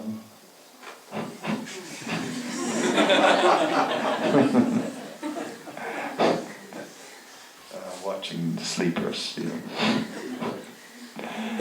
Yes. So Akrura, it is said, didn't get away with taking Krishna out of Vrindavan. The gopis became very upset, and just for that, right, he got big reactions. So at one point there was a conspiracy to take the Shamantaka jewel away from Satyajit. Somehow or other he had received this Shamantaka jewel, and there was a murder conspiracy. And somehow or other, Akrura became part of it. And it's said, the commentators explain, Prabhupada writes in Krishna book, that Akrura had to go through this because of the reaction that he got from displeasing the gopis. So just see, he did that in devotional service. He was completely situated in devotional service, and nonetheless, right, he got reactions for displeasing superior devotees. And he's acting in the cause of service. Seemed to be, his superior had ordered him. There was no fault on his part. He just did. It was what he was told by his authority. And yet, he's getting reactions. Just see. Anyway, it wasn't permanent. He just had to partake in a murder conspiracy and but eventually he got off. That's interesting. Aristena dukta pasapa sudriso yanti vikpadam trinavarta krantura chaiti bayam chatvarachya ami vyoma bhutta vrajavasati bhumi parisara vahante nastapan murahara viduram taigate. Aristasura now troubles the beautiful-eyed gopis. Trinavarta makes the courtyards into fearful places. Vyomasura and other demons fly over Vraja's home. O Krishna, O killer of Mura, they torment us now. that you've gone far away. Oh Lord Hare, don't come to Vraja now. The vines in Vrindavan are poisonous. If it were not so, why does the flower-scented breeze make the beautiful-eyed gopis fall unconscious? So it's very, very nice how she describes how Vrindavan has become all dried up due to separation of Krishna. The Yamuna is dried up, the forest creepers have dried up, but just see, Lalita is saying they must have become poisonous. Yes. So, in another way, appealing to Krishna, you are the killer of so many demons. Look, they're all here now. What are you doing? You have to stay in Mathura to kill demons? All right, we've got lots of them here. Come and kill them here. Huh? Yes, you are the big demon killer, all right. Look, these demons.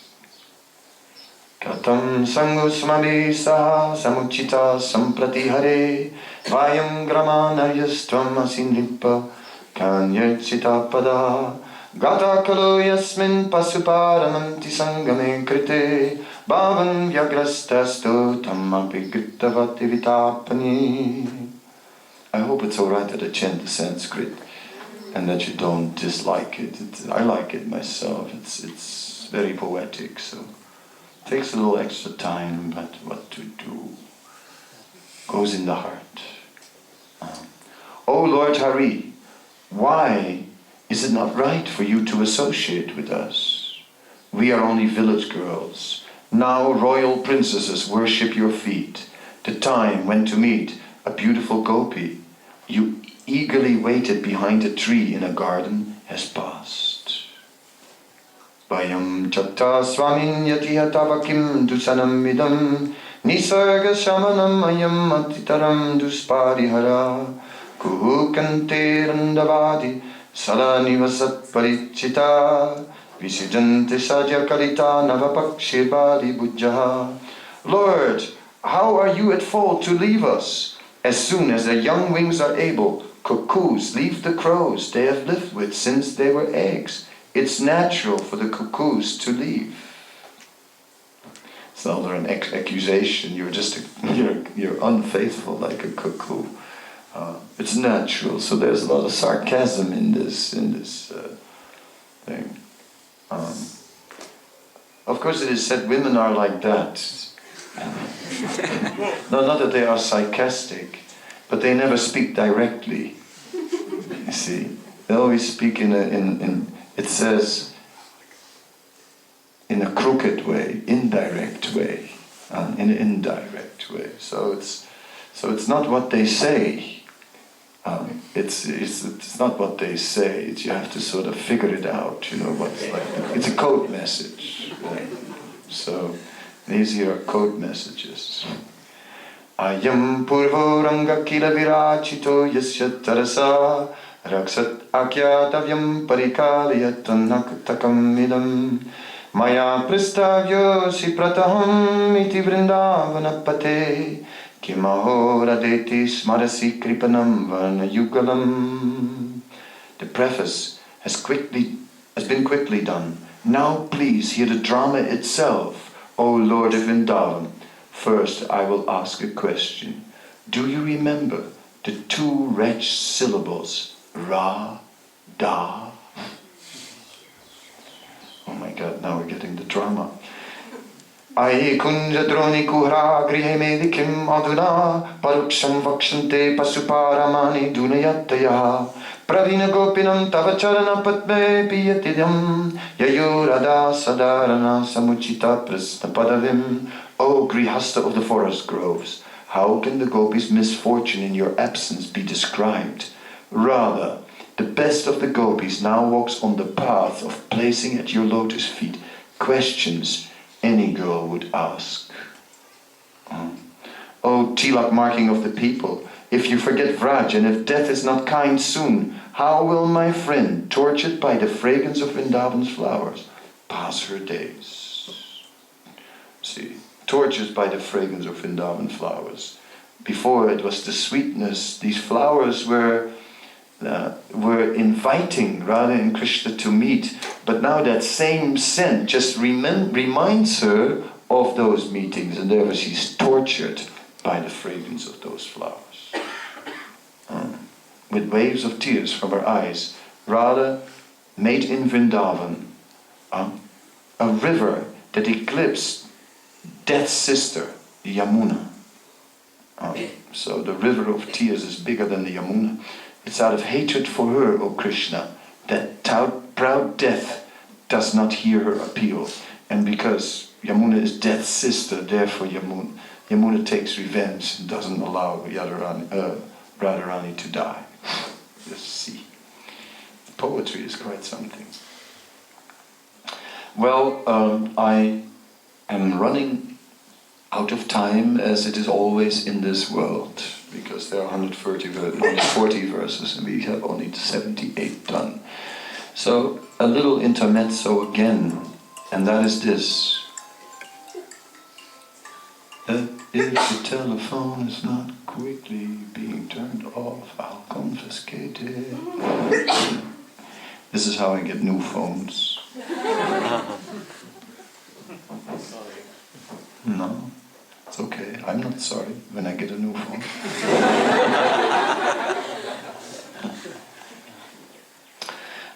So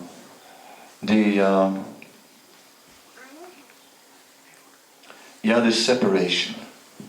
This separation, and when you read it, it's too much, actually. It is too much. And why is Krishna doing all this? And Lalita is really milking it, isn't she? And she is like and she's going to milk it a bit more in so many verses to come, and you get the gist. And if you really want to know, you can read it yourself, but you get the idea. You can download the Sri Hansaduta from ISKCON and I wish you well, under Gaudiya Acharyas, ebooks, Gaudiya Acharyas, click, download, click again, and there it is, PDF file. That's how it is these days. You can have a look at it if you want. And you can just see this separation just continues, and it's just agony. And is that really the topmost spiritual experience? How can we understand it? And it is just too much. So now, in order to explain this a little bit, I'll tell you a story from Vishwanath Chakravarti Thakur, which is explaining it. It's basically saying that at one point Radharani lives in Yavat. This is after her marriage in Vrindavan. So in Yavat, she lived there with her associates and friends and her mother-in-law and all this and that. One day, mother-in-law wasn't present. Then that day, in the courtyard of the house, this personality, this female personality who was effulgent and dressed very opulent appeared. And all the gopis were amazed. Who is this? Who is this? Looks like some very exalted aristocratic personality coming to see Srimati Radharani without a doubt. Who is it? They went there, but the lady did not speak, not a word. They came back to Radharani. She doesn't say anything. Then Radharani said, she must be sad. There must be some sadness why she is not speaking. So then she went there and she said, my dear lady, please feel welcome here in our humble abode. We are happy to receive you. And we can understand that something is burdening your heart. So we are amongst ladies, we are like-minded, we understand each other. So it helps a lot if one can just speak of what is on one's heart. So why don't you share what you are going through?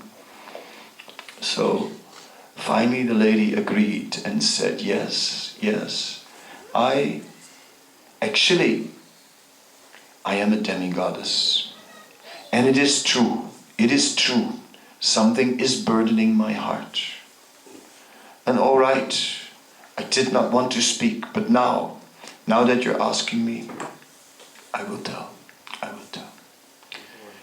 And then she begins to describe how Krishna is treating Radharani. How can Krishna treat Radharani in this way?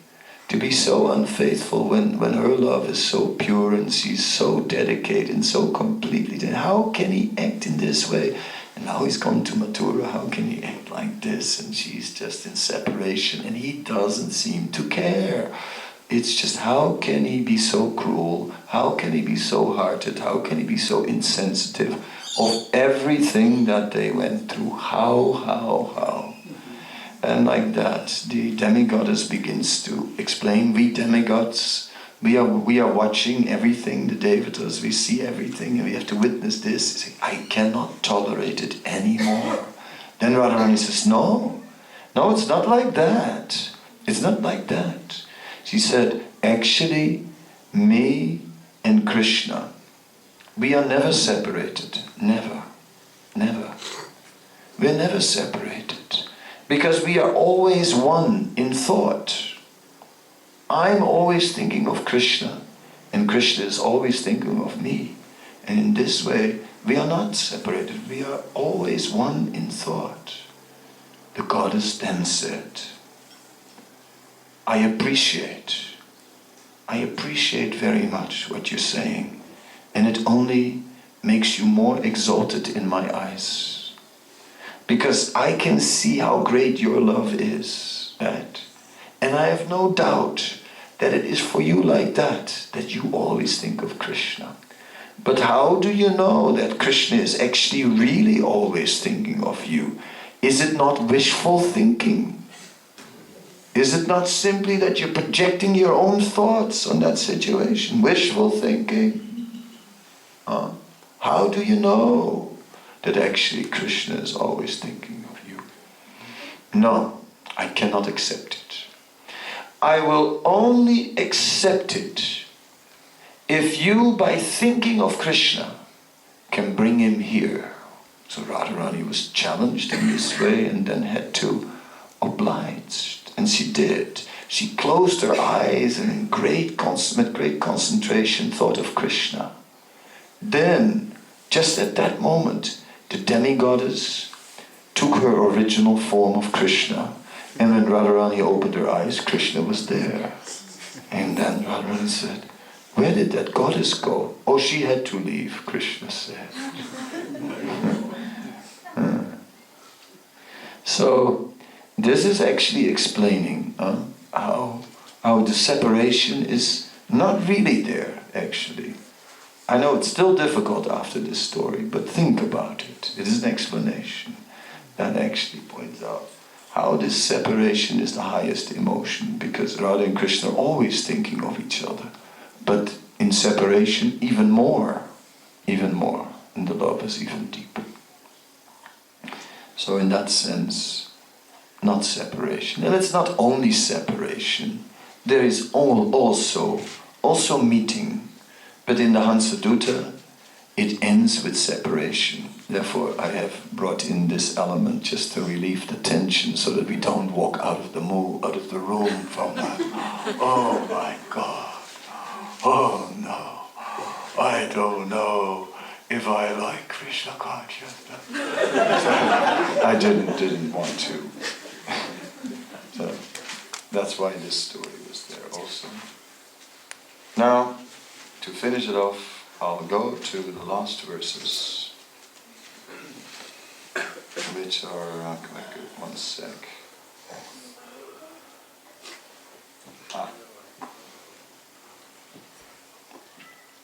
And this time I'm going to skip the Sanskrit. Oh great fish, my friend tried to catch you by casting in the ocean of sweetness a fish hook hard bait with love. You cut the fishing line of her discrimination and swallowed the bait. Now her hopes are destroyed. Alas, alas, what will she do now?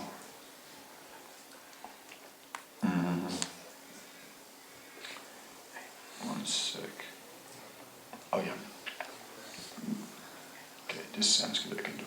Chirat antarbhuta narahari mai mutir abitas Tvariyo vyaparas tavatana yayo vismiti patam Vinita praladastvanya parama krura charite prasakta yad bhuya pararidya bedam janayate. Although your form of Lord Nrsingadev has long since disappeared, it has not walked on the path of being forgotten. You are pleased with the humble, are still inclined to act cruelly and break others' hearts. So Nrsingadev ripped the intestines, bifurcated Hiranyakasipu. And of course, the Supreme Lord did that. Now he has long disappeared. But see, this same tendency hasn't fully left the Lord yet. It's still there in him. And this time, instead of to the bowels of Hiranyakasipu, he's doing it to the heart of Srimati Radharani. Just see. Just see. Oh. Oh, Vamana, proudly ignoring her superiors, my dear friend happily offered to you the kingdom of her heart. She attained an appropriate result. You bound her with ropes of love and threw her far away. Bali Maharaj, he was approached by Vamanadev. He gave everything he had to Vamanadev, and as a reward, Vamanadev bound him up and kept him hanging there. Just see, Srimati Radharani gave everything, the kingdom of her heart, and what did she get in between? She got bound in ropes of love, and then he threw her far away. Just see. But beautiful poetry, isn't it? Yes, all this separation. I know, it's a little intense.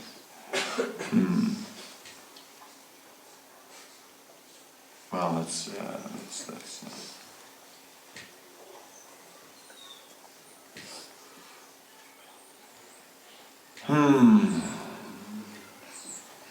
Oh, Tilak Mark of the Raghus, now that you have left, the cows are tortured by Dusasana's friends. Govardhan Hill is haunted by the demon Kara.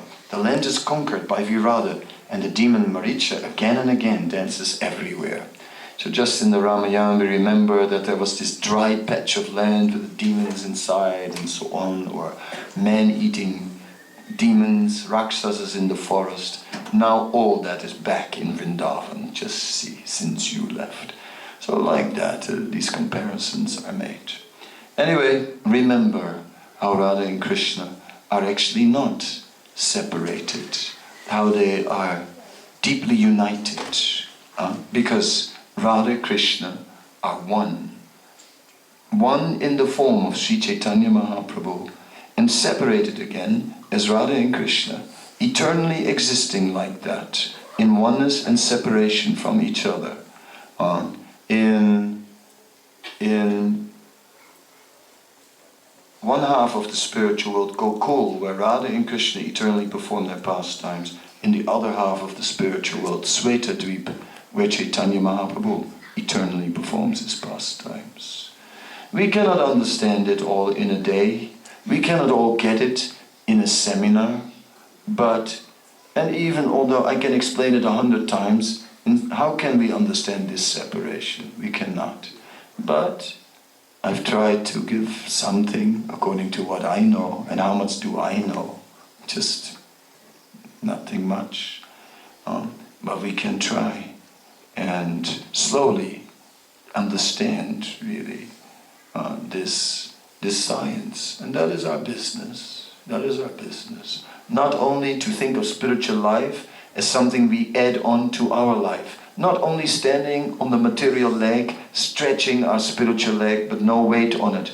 All the weight simply on our material life. And the bills we have to pay, and the money we make. And God, that we have to follow the regulative principles even when we're going to visit a family member.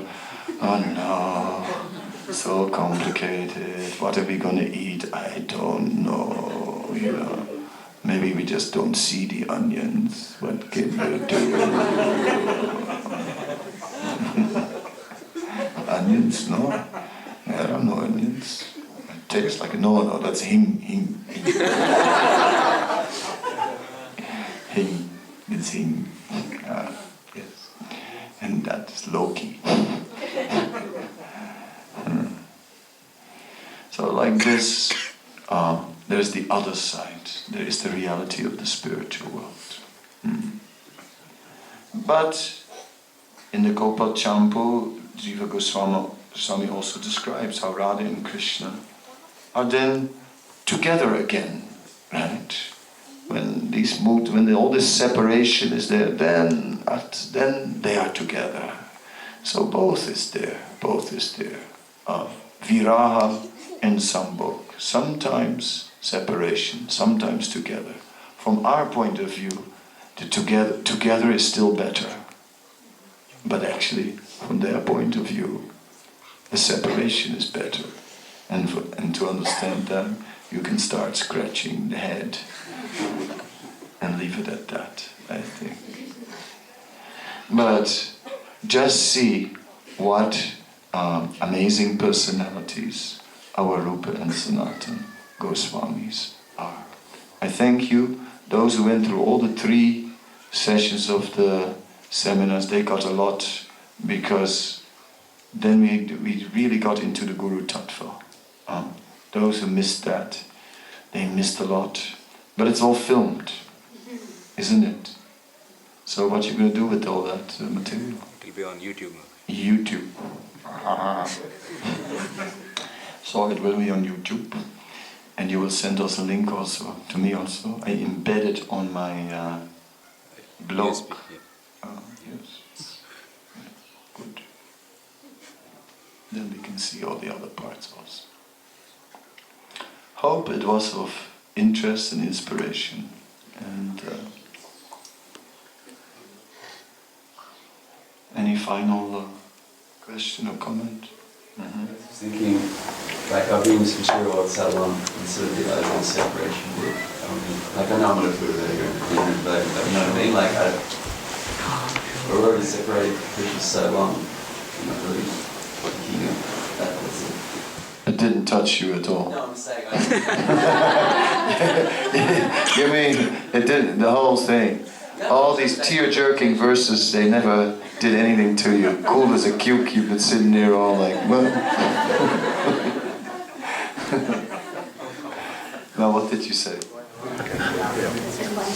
being material so long, I'm a bit over the separation part. Which separation from what? Krishna, I mean, I don't know, I've already gone completely mad already, like really mad, not like it's ecstatic mad, but Then? real mad. So you couldn't care less about the Hansa-duta? No, it's not like that.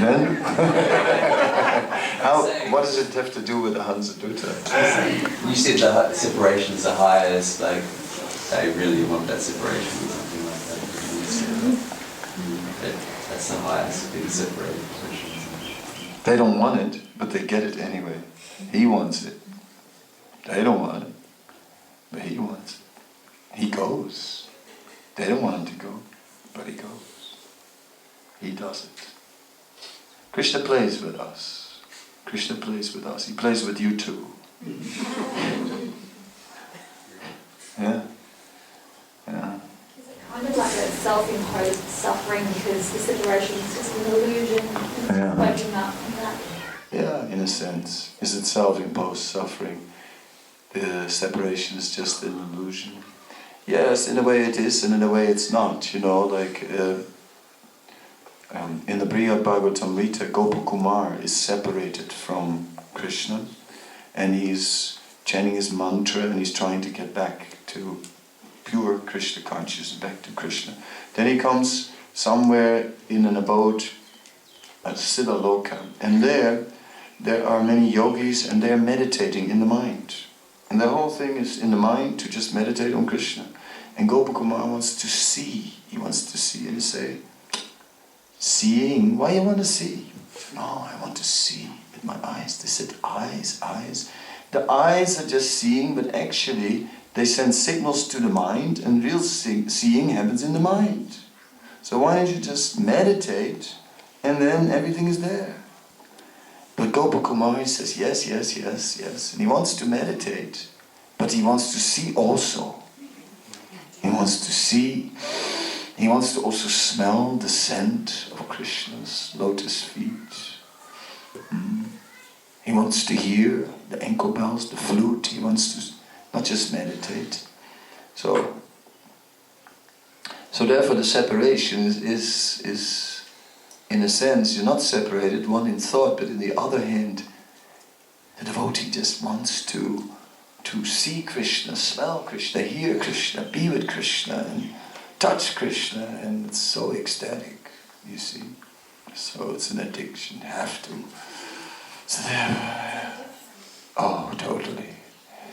Oh, gosh. So we're all junkies. Transcendental, yeah, in the original form. Addiction exists in serving Krishna. And whatever is here in this world is perverted addiction. Everything is addicting. Serving Krishna. You can't give it up for nothing. Can't get out. Okay.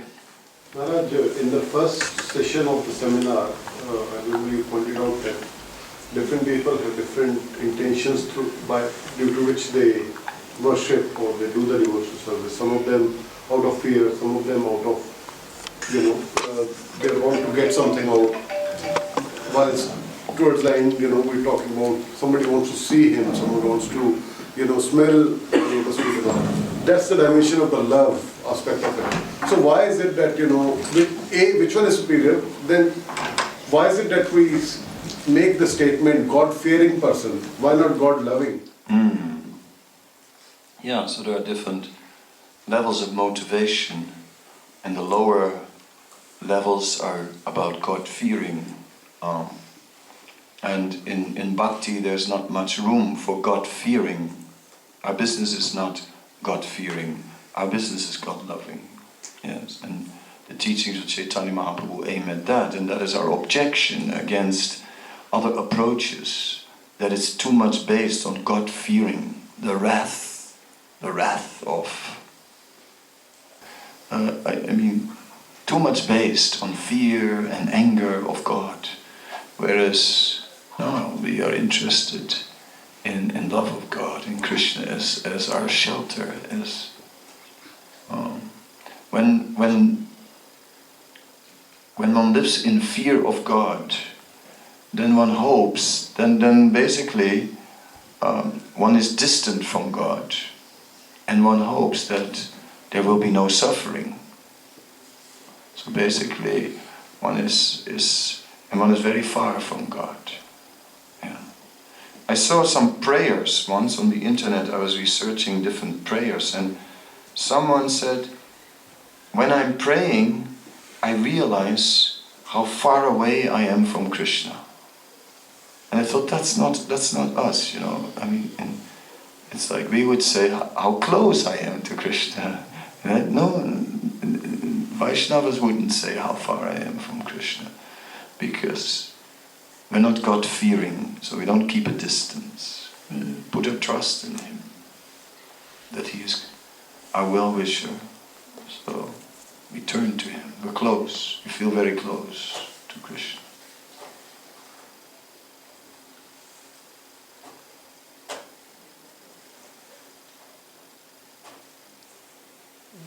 Rupa Goswami gives the 9 stages of the bhakti, starting from Shraddha, Sadhusanga, and to Bhava and Prema. Now you were mentioning about that Vipralamba and Sambhoga. So on which stage that exactly one can actually start really feeling, otherwise it will become very artificial if we start understanding, because we are only in the level of understanding. Obviously this is for topmost devotees to fully experience that. But everyone experiences some attachment to Krishna. It's like, and that already counts. It's like the deities, we like the deities, and when we are not, we feel like going to the temple, we feel like seeing them. I was happy to see the deities here. I hadn't seen them for a long time. Oh, nice, little excited. Oh, let's see. Yes. Oh, they look nice. Did you see Radharani this week when Jagatarini did dress Radharani? It was very good. Like that, nice darshans. So we have our attachment and our separation already, but not fully developed. Right? And it develops deeper and deeper. So where can you say that it really begins? It begins in the beginning, but not in a full-fledged state. So it's not alien to us. Just like it said, the Madhyam Adhikari, the intermediate devotee, he for the Supreme Lord, he has prem. Iswara Taddanini Subali Sesu Dvisatsecha, prema maitri kripupeksha.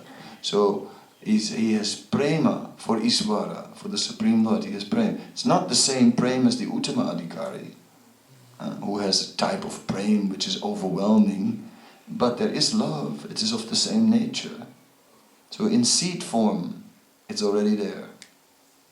Even for us, in seed form it's there. Oh, you have to go on a business trip and you sit there in Vladivostok. Company has sent you there and you're just thinking, oh, Radhavallabha, oh, Radhavallabha. Suddenly your separation is strong. So like something is there, it's sincere, it's genuine. But it will grow in depth over time. It is said when we come to the stage of ruchi, then taste will cover the entire surface of our consciousness. When we come to the stage of ashakti, that same taste will go under the surface of the consciousness, start to go deep. So in ashakti, feelings of separation of Krishna begin to become quite deep, quite deep. In bhava, they just become tidal waves. In prem, they just, it's like everything stops there. So same thing, but it intensifies. From day one, from the first day already. Otherwise, why would we come back? If we don't feel anything, why would we come back to the temple? We wouldn't come back. So it was very nice, but I'm going to join the tennis club.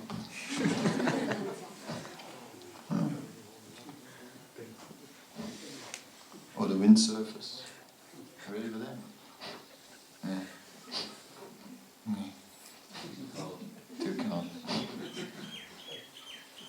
Can we also say that till the stage of Anottanavritti it's going to be more whimsical? I don't think you can say that. Why?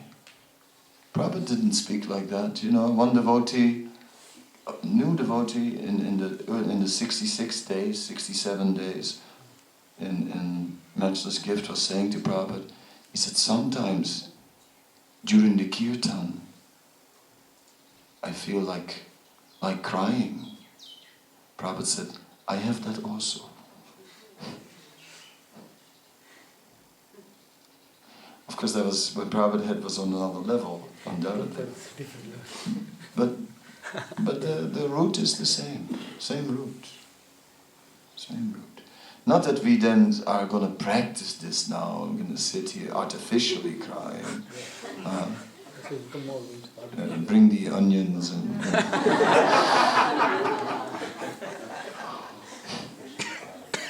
that is another matter. That's not real. But talking about real feelings for Krishna, we have some feelings for Krishna. We do. Not so deep yet, but some things there. They become deeper over time, stronger. Okay, you have the very last word because it's 1:10 and I'm getting out of here. In some of it, in Srimati Radharani's separation, she says that, I was wondering if you could elaborate on it or explain it more to me, where in separation she sees Krishna everywhere. And when Krishna's with her, there's just Krishna, just the one. Yeah, there's some verse like that, but it is not named, the verse. There's an anonymous verse from some person who says that the difference between separation and being with Krishna is that when I am with Krishna, then all my senses are experiencing the presence of Krishna, but when I'm not with Krishna, then I'm seeing Krishna everywhere. I also have it in my iPad. But I remember I saw it not so long ago and it said anonymous.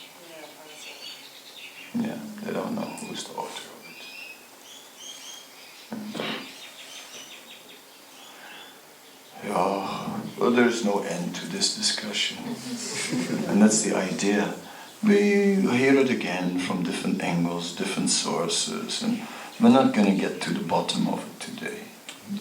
No, by no means. But that's all right. We are appreciating that Srila Rupa Goswami and very deep, amazing poetry, and that I wanted to also share with you. You know, he is such a writer. What a writer. It says, what is the use of poetry if it doesn't, like the hunter's arrow, pierce the heart and makes the head spin? So I hope that that's what it did. And with that, with a spinning head, we can sort of walk out of this seminar. Oh, like, whoa. What was that? Thank you very much. Srila Prabhupada ki jai.